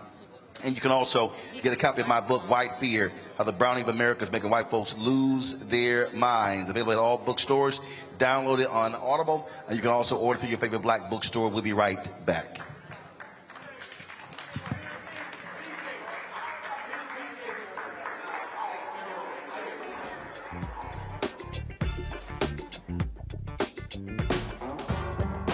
Don't wait till November 8th. We can vote today, y'all. Early vote started this week. We're on Savannah State University's campus. We will be dorm storming today, giving out treats for everyone. We hope to see everyone at the polls when it comes to November. If you believe we got power, let them know. Make some noise. Put a fist up. I need to see a fist in the air because we got power. Come on, you put it up. Come get your shirt. We're out here in the streets of Savannah, Georgia. James, do not forget to go vote. I got you. If we vote the right people in, we can make a change. We can get these resources in our community. I am a woman, and it is important that we have the say-so of what we want to do with our bodies. We're concentrating on entrepreneurism, providing young people with resources and training that they need in order to change their trajectories. We want Black down. Democracy is on the ballot. Voting rights is on the ballot. Voting suppression is on the ballot. I am most passionate about those three combined because they all impact each other. Savannah is my home. I care about my community, and I care about representation in my community.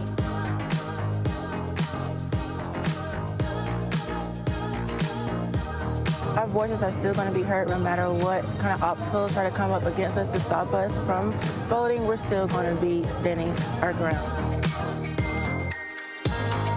I see the effort that's being made to keep our communities from voting, so that makes me realize it's even more important, because if it wasn't important, they wouldn't be fighting to make sure we couldn't vote.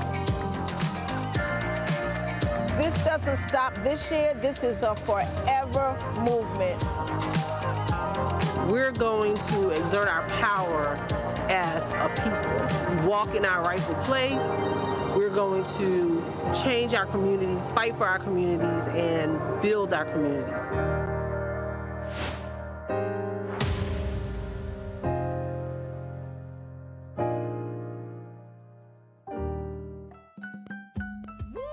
We're all impacted by the culture, whether we know it or not. From politics to music and entertainment, it's a huge part of our lives, and we're going to talk about it every day right here on The Culture with me, Faraji Muhammad, only on the Black Star Network.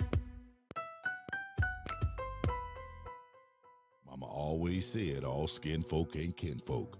Georgia, we don't need a senator who's against reparations. Reparation teach separation. Slavery ended over 130 years ago. We don't need this. I am with many police officers. And we sure don't need this. I want to be a leader like him. Walker wants to be like Trump and will fight harder for him than he will for us. We don't need a Walker.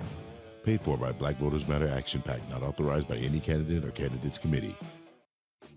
So this is Roger Bob. I got a message for Roland Ascot Martin. Buddy, you're supposed to be hooking me up with some of these ascots that you claim to wear. Where's mine, buddy? Hey, yo, Peace World. What's going on? It's the Love King of R&B, Raheem Devon, and you're watching Roland Martin Unfiltered.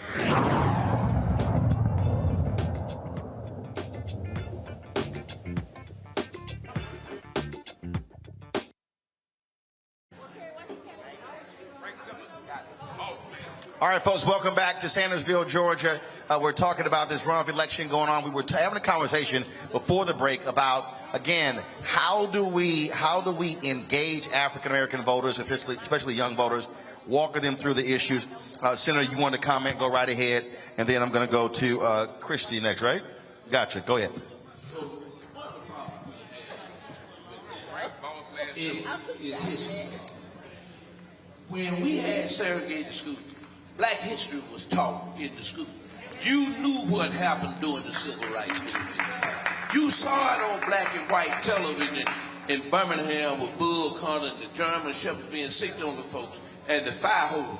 You knew about the bombing in Birmingham. And then a lot of black parents took the hands of their kids when they voted and took them with them to vote. See, these young kids don't know anything about black and white on the bathroom door. They don't know nothing about Woolworth. You could go to the back, but you couldn't go through the front door to get nothing to eat and sit at the counter. I remember that. I remember that. And so when we talk about it, when they integrated school, that's where they came up with this CRT. Critical race theory. There ain't no race theory. It's about history. What happened to your folks back during the day when they were trying to get the privilege to vote? Because it is a privilege. You commit a felony, you can't vote.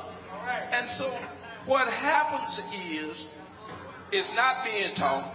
You got young folks who have parents who might not be 9 or 8 years older than them.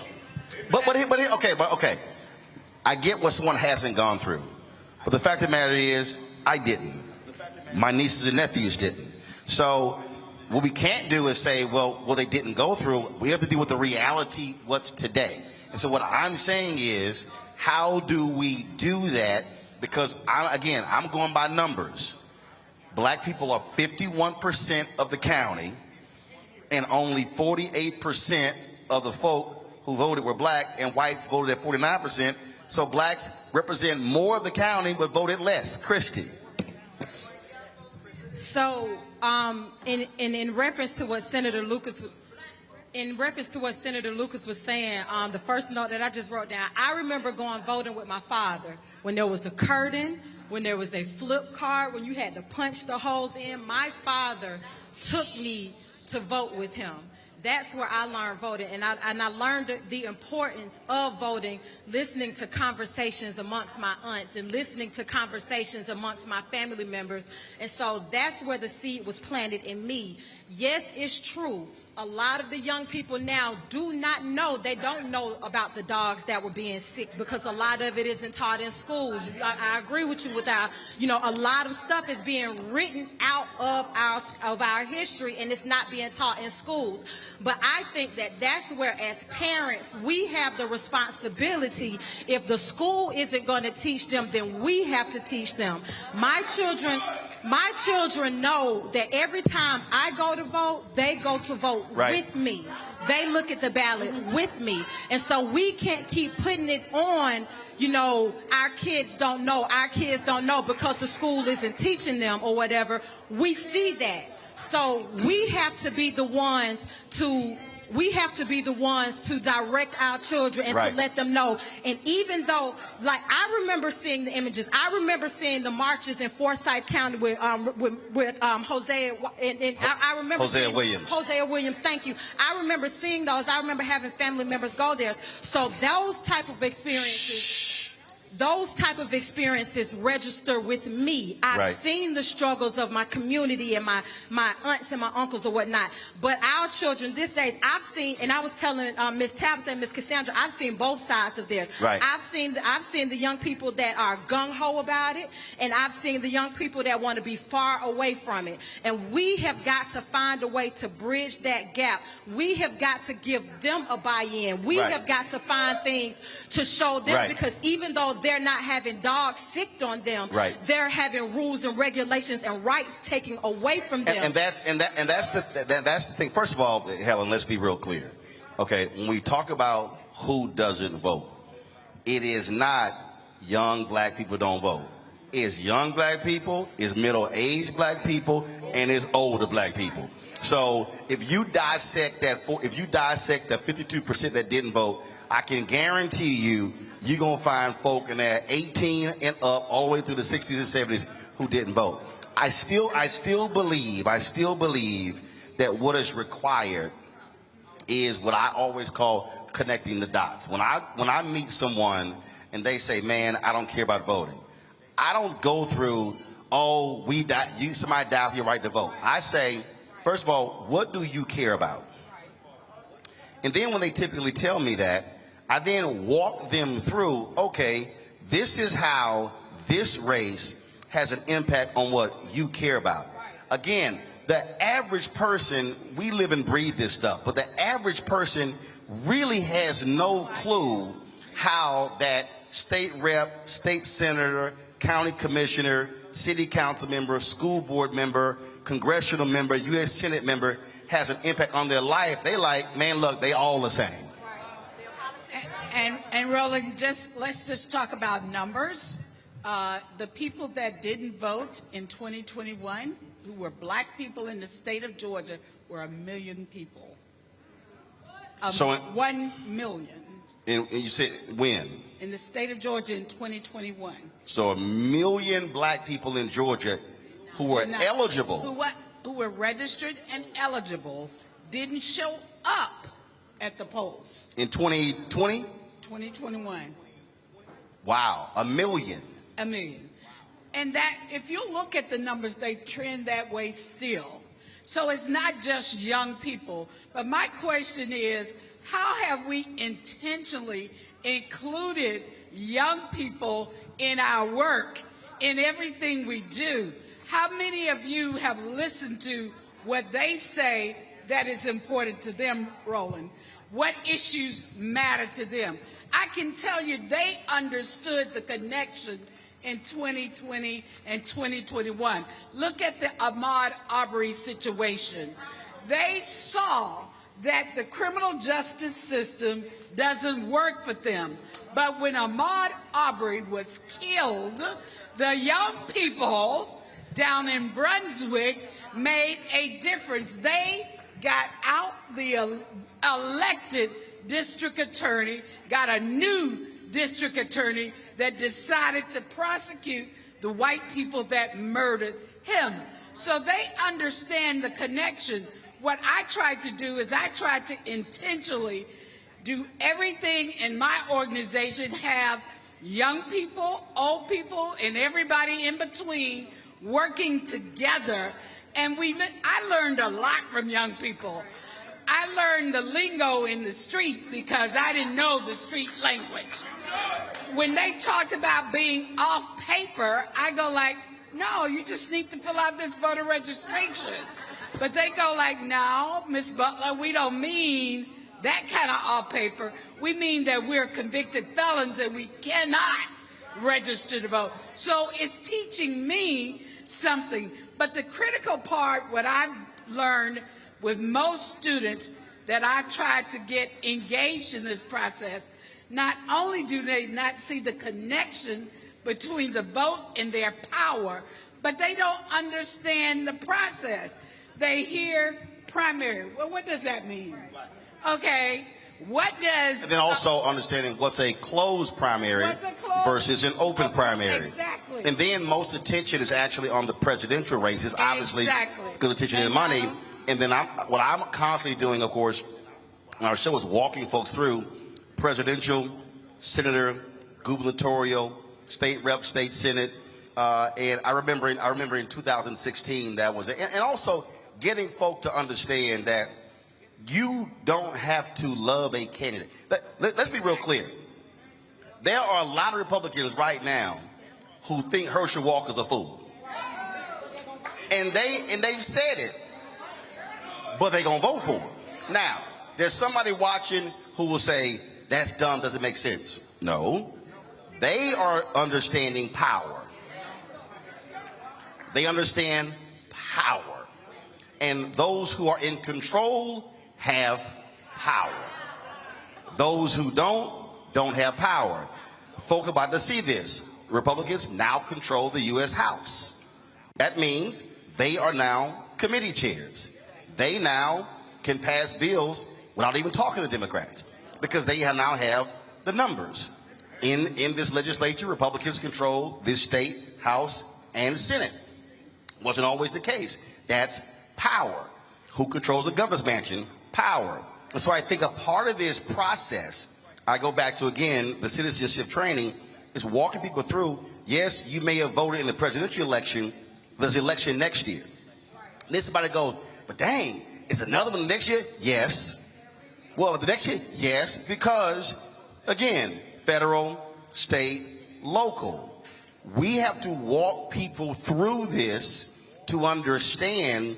And I'm just saying, I'm not interested, because I can't keep looking at these numbers and go, you know, if we take that up 25%, 35, 40%, we can run the table. When you see here that 1 million, again, you're now talking about if 25% of the million black folks who didn't vote, you can run all statewide offices in the state. You can literally throw out the entire Republican leadership in the state if just 25% of those 1 million black people actually voted. Again, but I think that has to be taught. You know, walk people through that. Go ahead. Microphone, baby, microphone. Can't nobody hear you. The one thing that I'm gathering from that, it is not even about voting. The one thing that they have that, based on what you're saying, that we don't have is the fact that they're united. And we're not. We like you said, you don't have to like the candidate. Until we understand, like he said, we're stronger in numbers. But you do have to paint the picture of issues. Yeah. And that's what I'm saying. And if I know that somebody, actually, I'm gonna use an example. When Reince Priebus was the Republican National Committee chair, and he came to the Tom Joyner Morning Show, this is what I said. I said, Reince, don't come on the show waving your Republican flag. I said, it ain't gonna go well. I said, my suggestion to you is when you come on, you should come on with 4 or 5 issues that will be appealing to African Americans and talk about those issues. I said, now listen, when Tom and Sybil ask you about voter suppression, take the L, because you're going to get your ass whooped. I said, just letting you know. I said, take the L. Don't try to fight it. Take the L. That's what I told him. He come on the show. He start waving the flag. I'm sitting on, I'm like, I told this fool, this ain't going to work. Then when voter suppression came up, he tried to throw out voter fraud and just got destroyed. And when it was over, I remember Sean Spicer, he called me. I said, Sean, are y'all that dumb? I told you how to talk to black people, but y'all were too dumb and didn't listen. I said, I'm telling you. So the same thing. Today, you cannot go to a lot of black voters waving a Democratic flag. You must go talking about issues that they care about and then say, okay, of the candidates, how do they line up on your issue? Well, to actually highlight that, the truth of it, remember earlier we said the average voter is 65. It's not that you get so much smarter at 65 than you was when you were 64. Your life changes. You get your retirement check. You look at your money as being tied with your vote. The issue of your financial stability is now tied to your vote. Even though it always was, now it's in your face. We know, I look at it a little deeper as a cultural issue. I always say, you know, we raise our kids a little differently. The white community, they raise their kids to swim, to hunt, and to vote from birth. They get guns as gifts before they get teenagers. We teach our kids a little differently. Don't mess with them guns. The cops are going to kill you. Don't jump in that water. You know, poo-poo them drown. Ain't nobody can swim. And don't worry about voting because they're going to do what they want to do anyway. We're the only ethnic group that says that and continuously perpetuates that. And it comes from a cultural background. And stuff like this, I think, fights it. Stuff that well, but it also, well, let's also be honest. It also comes from if you say, and I get this all the time. Folk go, black people been voting this way and nothing changed. Well, first of all, that's a stupid comment. When someone says nothing has changed, one, that's a lie. I mean, you can literally start. I mean, I had one fool who said, "Can you name me one thing Democrats did in the last 20 years to help black people?" And I went, Affordable Care Act. And then he goes, "Well, that wasn't just for black people." I said, "Fool, there's nothing you can name that's going to be just for black people. Because as any politicians, you cannot pass a law just for black people or just for this group. You can't." I mean, I'm like, you didn't understand that. But I had to explain to him how the percentage of black people who are uninsured dramatically dropped as a result of Affordable Care Act. I said, so you can't act as if nothing actually got passed. And so I get someone who says, my grandmother been broke, my grandfather been broke, mom and daddy broke, I'm broke. But then you have to still walk folks through this notion of, okay, but this is how you can change things. Again, this is where education matters. So I just think that this is good. This is going to be a huge thing for us. And I talk about in my book, White Fear. Listen, white folks are declining. Okay, by 2043, people of color will be majority in this country. But we are not maximizing our power because by sitting at home and not voting, we're not putting our people in. And when I was in, I think it was in Swainsboro, I was sitting with, was Swainsboro or Statesboro, one of them. And I was, the second one I was at.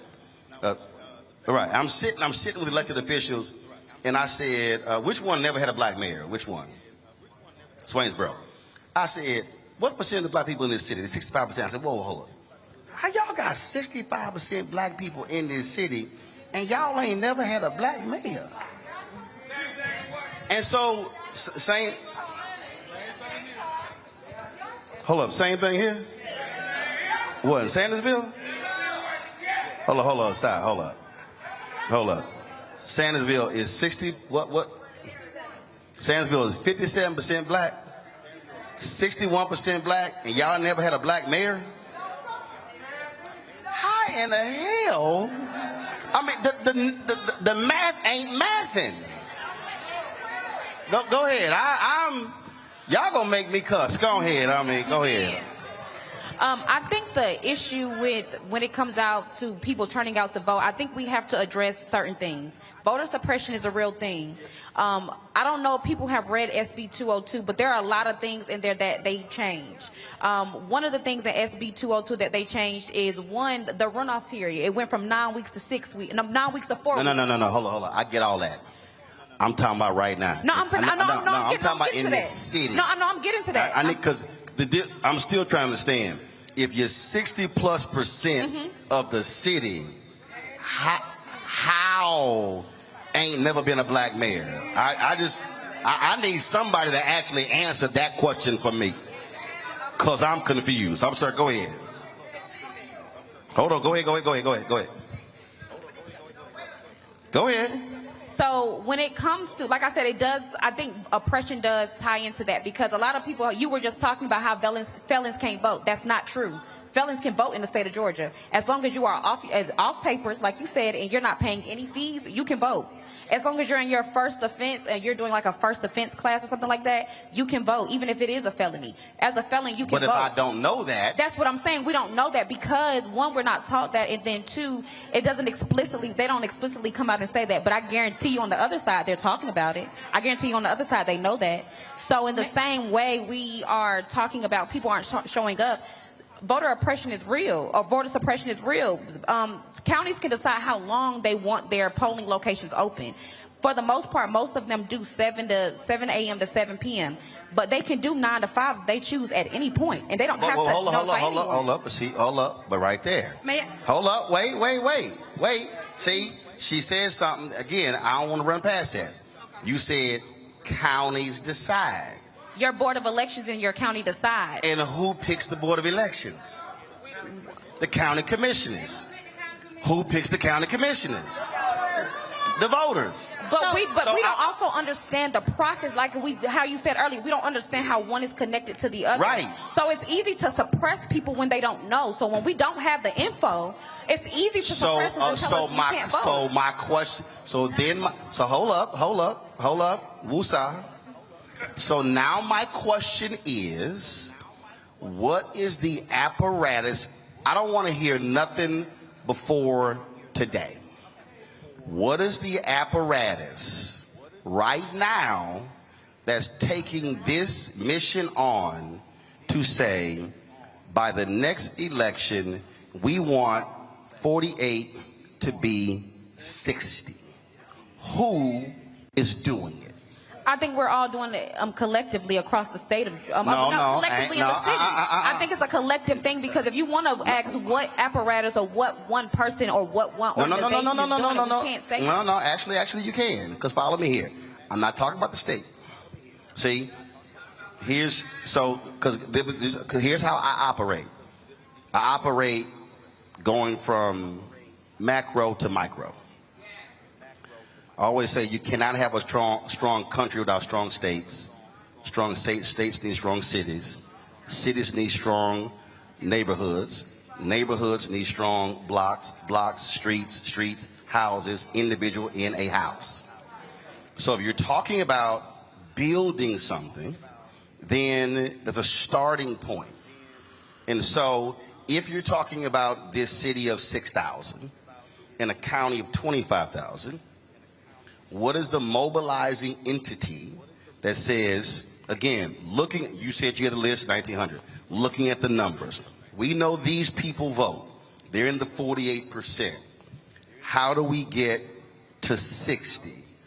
Who is targeting them on a regular basis, non-election? Because that's what we're talking about. Go ahead. That's what I want to know. I do want to answer that question. Go ahead. I am a member of organizations like the SCLC and about to join the NAACP here.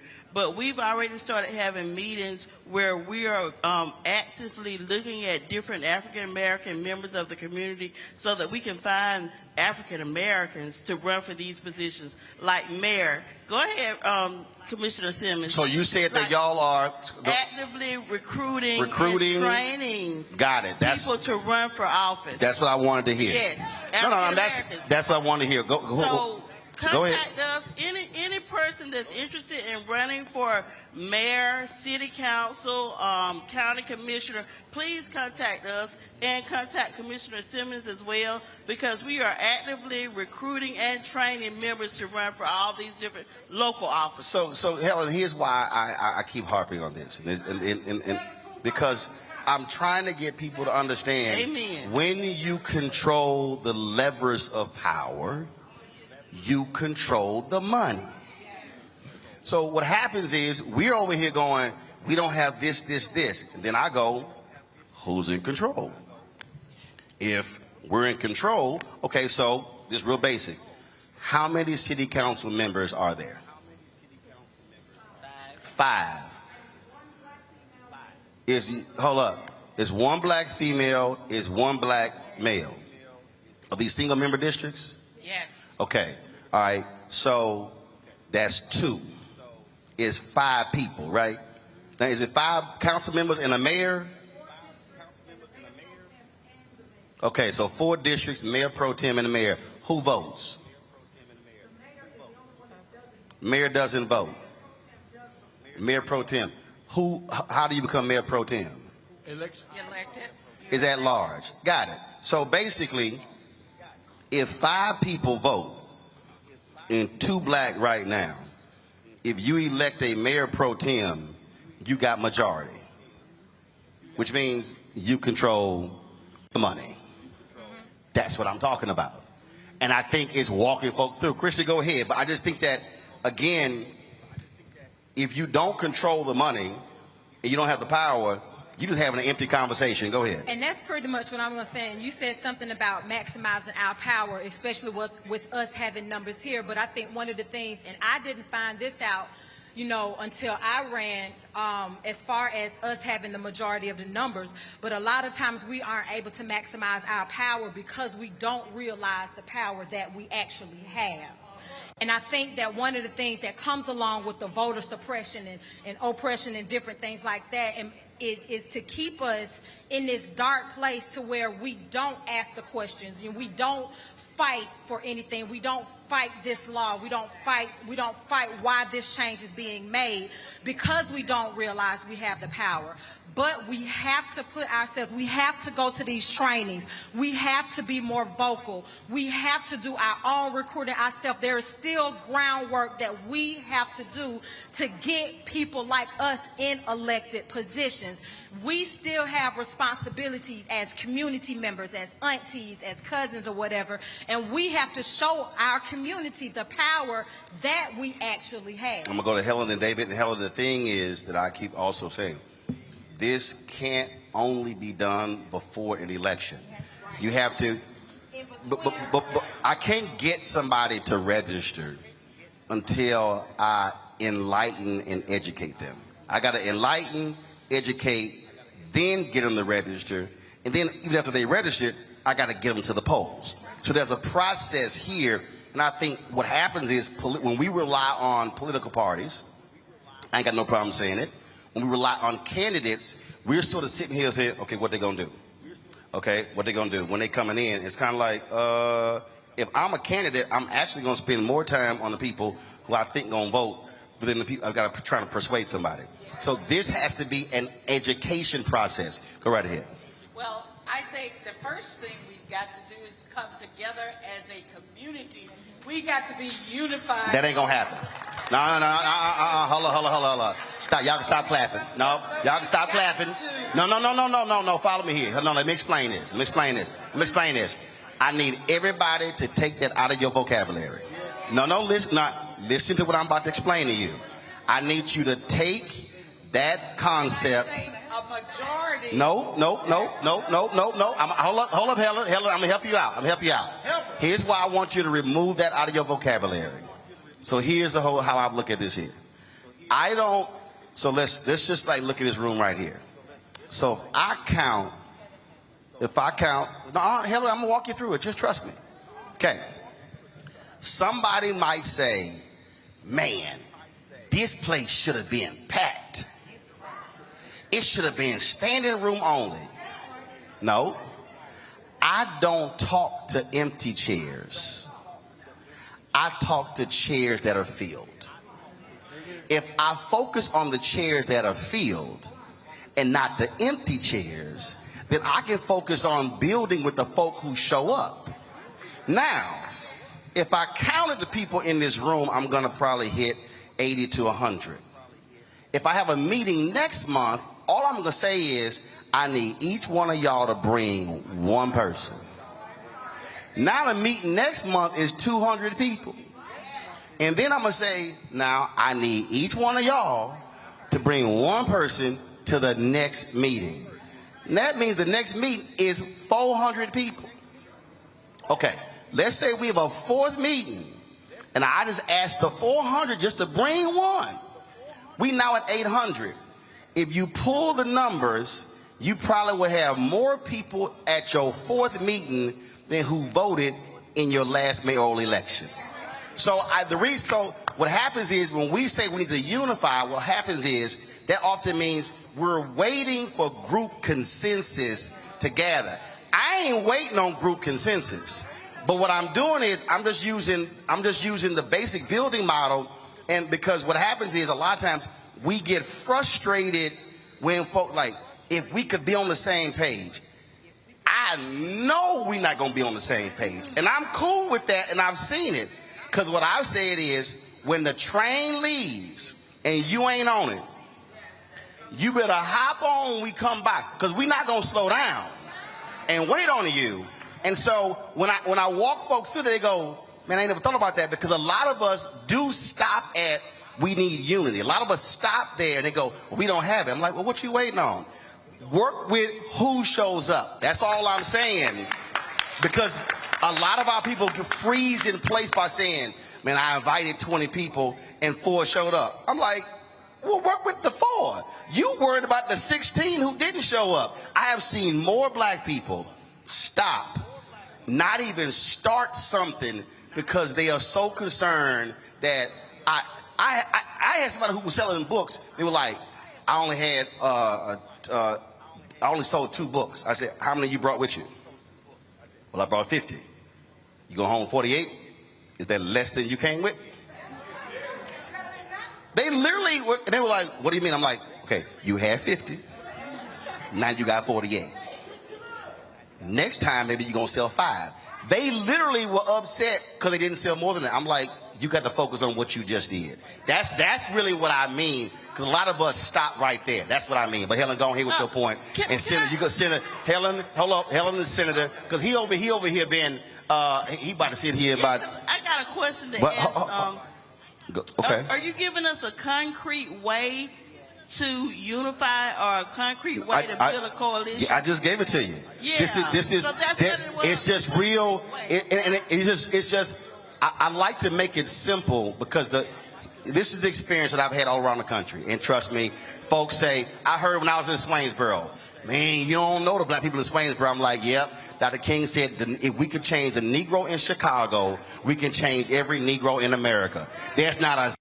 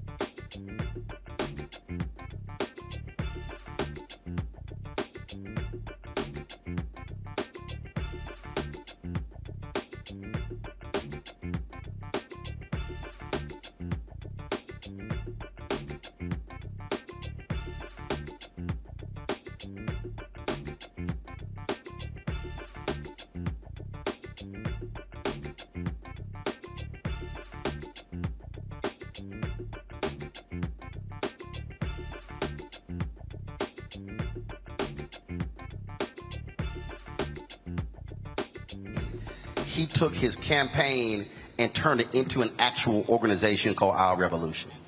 And I just think one of our greatest mistakes is that after the election is over, we drop everything, we get the list, everything goes away, and we then do not take those very same people and then say, okay, we need you showing up to the city council meeting this month, to the school board meeting next month, to the county commissioners meeting, to now demand what we want. And so that's what I'm asking you to do when this election is over. Stay mobile, stay organized and mobilized to now demand to get what we want. Because trust me, if the number of people in this room show up to the school board meeting and the city council meeting every month, they're gonna be like, I don't know what the hell going on, but I'm telling y'all, I'm telling you, no, you're wrong. No, you're wrong. Because see, no, you say it's not going to help us. Here's why you're wrong. It's not going to help who? No. Say no. Hold up, stop. I'm never going to say it's not going to happen. The reason I'm not going to say it's happened because here's the deal. There's somebody yesterday who did not want to vote until somebody talked to them. And they're going to vote today. No. See, no, here's what I will never do. I will never, ever put something in this world. I will never even speak something that is counter to what I want to happen. Again, I'm going to go back to my motto. If only 10 people in this room consistently go to the school board and the council meeting, and those 10 bring one, now it's 20, now it's 40, now it's 80, now it's 160. So I'm never going to say it's not going to happen. What I'm going to always say is, here are the possibilities if we're willing to actually do it. That's what I'm saying. Because if you're a black elected official, raise your hand. I know the senators here, you're on the council, county commissioner. They need your backup. They are the generals in the war. The problem is you can't win no war without soldiers. And the problem is we have generals who we've elected and they're looking for the backup. So they need you showing up at the school board meeting and the city council meeting. And trust me, there's no city council member, there's no school board member, there's no county commissioner, there's no state senator, there's no state rep, that if they see 50 or 100 folk walk through the door, their first response is, who the hell are these people? What do they want? And who they coming after? And if you come back 2-3 times, do you know what they doing? They counting votes. They going, now they came back 3 straight months. My behind might be thrown out of office. I might want to respond to what they got to say. And here's what they gonna do. I'm gonna tell you what they gonna do. They gonna try to wait you out. Well, let me do this here. I'm gonna go ahead and mess with them about 3-4 months. 6 months later, damn, they still here. 9 months later, they still here. You keep showing up, and then, but let's say after a year, election coming up, then they start calculating. Now, they've been coming here every single month for the last year. I know they're gonna throw my behind out. Trust me, you're gonna see change, but it will not happen if we don't actually do it. Thanks to our panel here. I appreciate it. Thanks to all y'all for showing up. Give it up for the food truck and the wings. Tell them to have my wings. I don't want no sauce on. I want mine dry. I'm good. Thanks to everybody for coming out. Don't forget, call 5. Willing to take them to the polls, because we can actually change this by ourselves. Just us, for us, by us. That's what it's all about. Sandersville, thanks a lot. Folks, I'm going to be in Tulsa tomorrow with Demario Solomon Simmons. We'll be live streaming the rally taking place tomorrow in Tulsa. I'm back in Georgia on Thursday. President Obama is going to be with the rally with Warnock on Thursday as well. And then, of course, we're going to be here Friday as well. So y'all know we on top of this thing. Let me thank everybody who's watched the show. We certainly appreciate it. Don't forget, download the Black Star Network app, available on all platforms: Apple phone, Android phone, Apple TV, Android TV, Roku, Amazon Fire TV, Xbox One, Samsung Smart TV.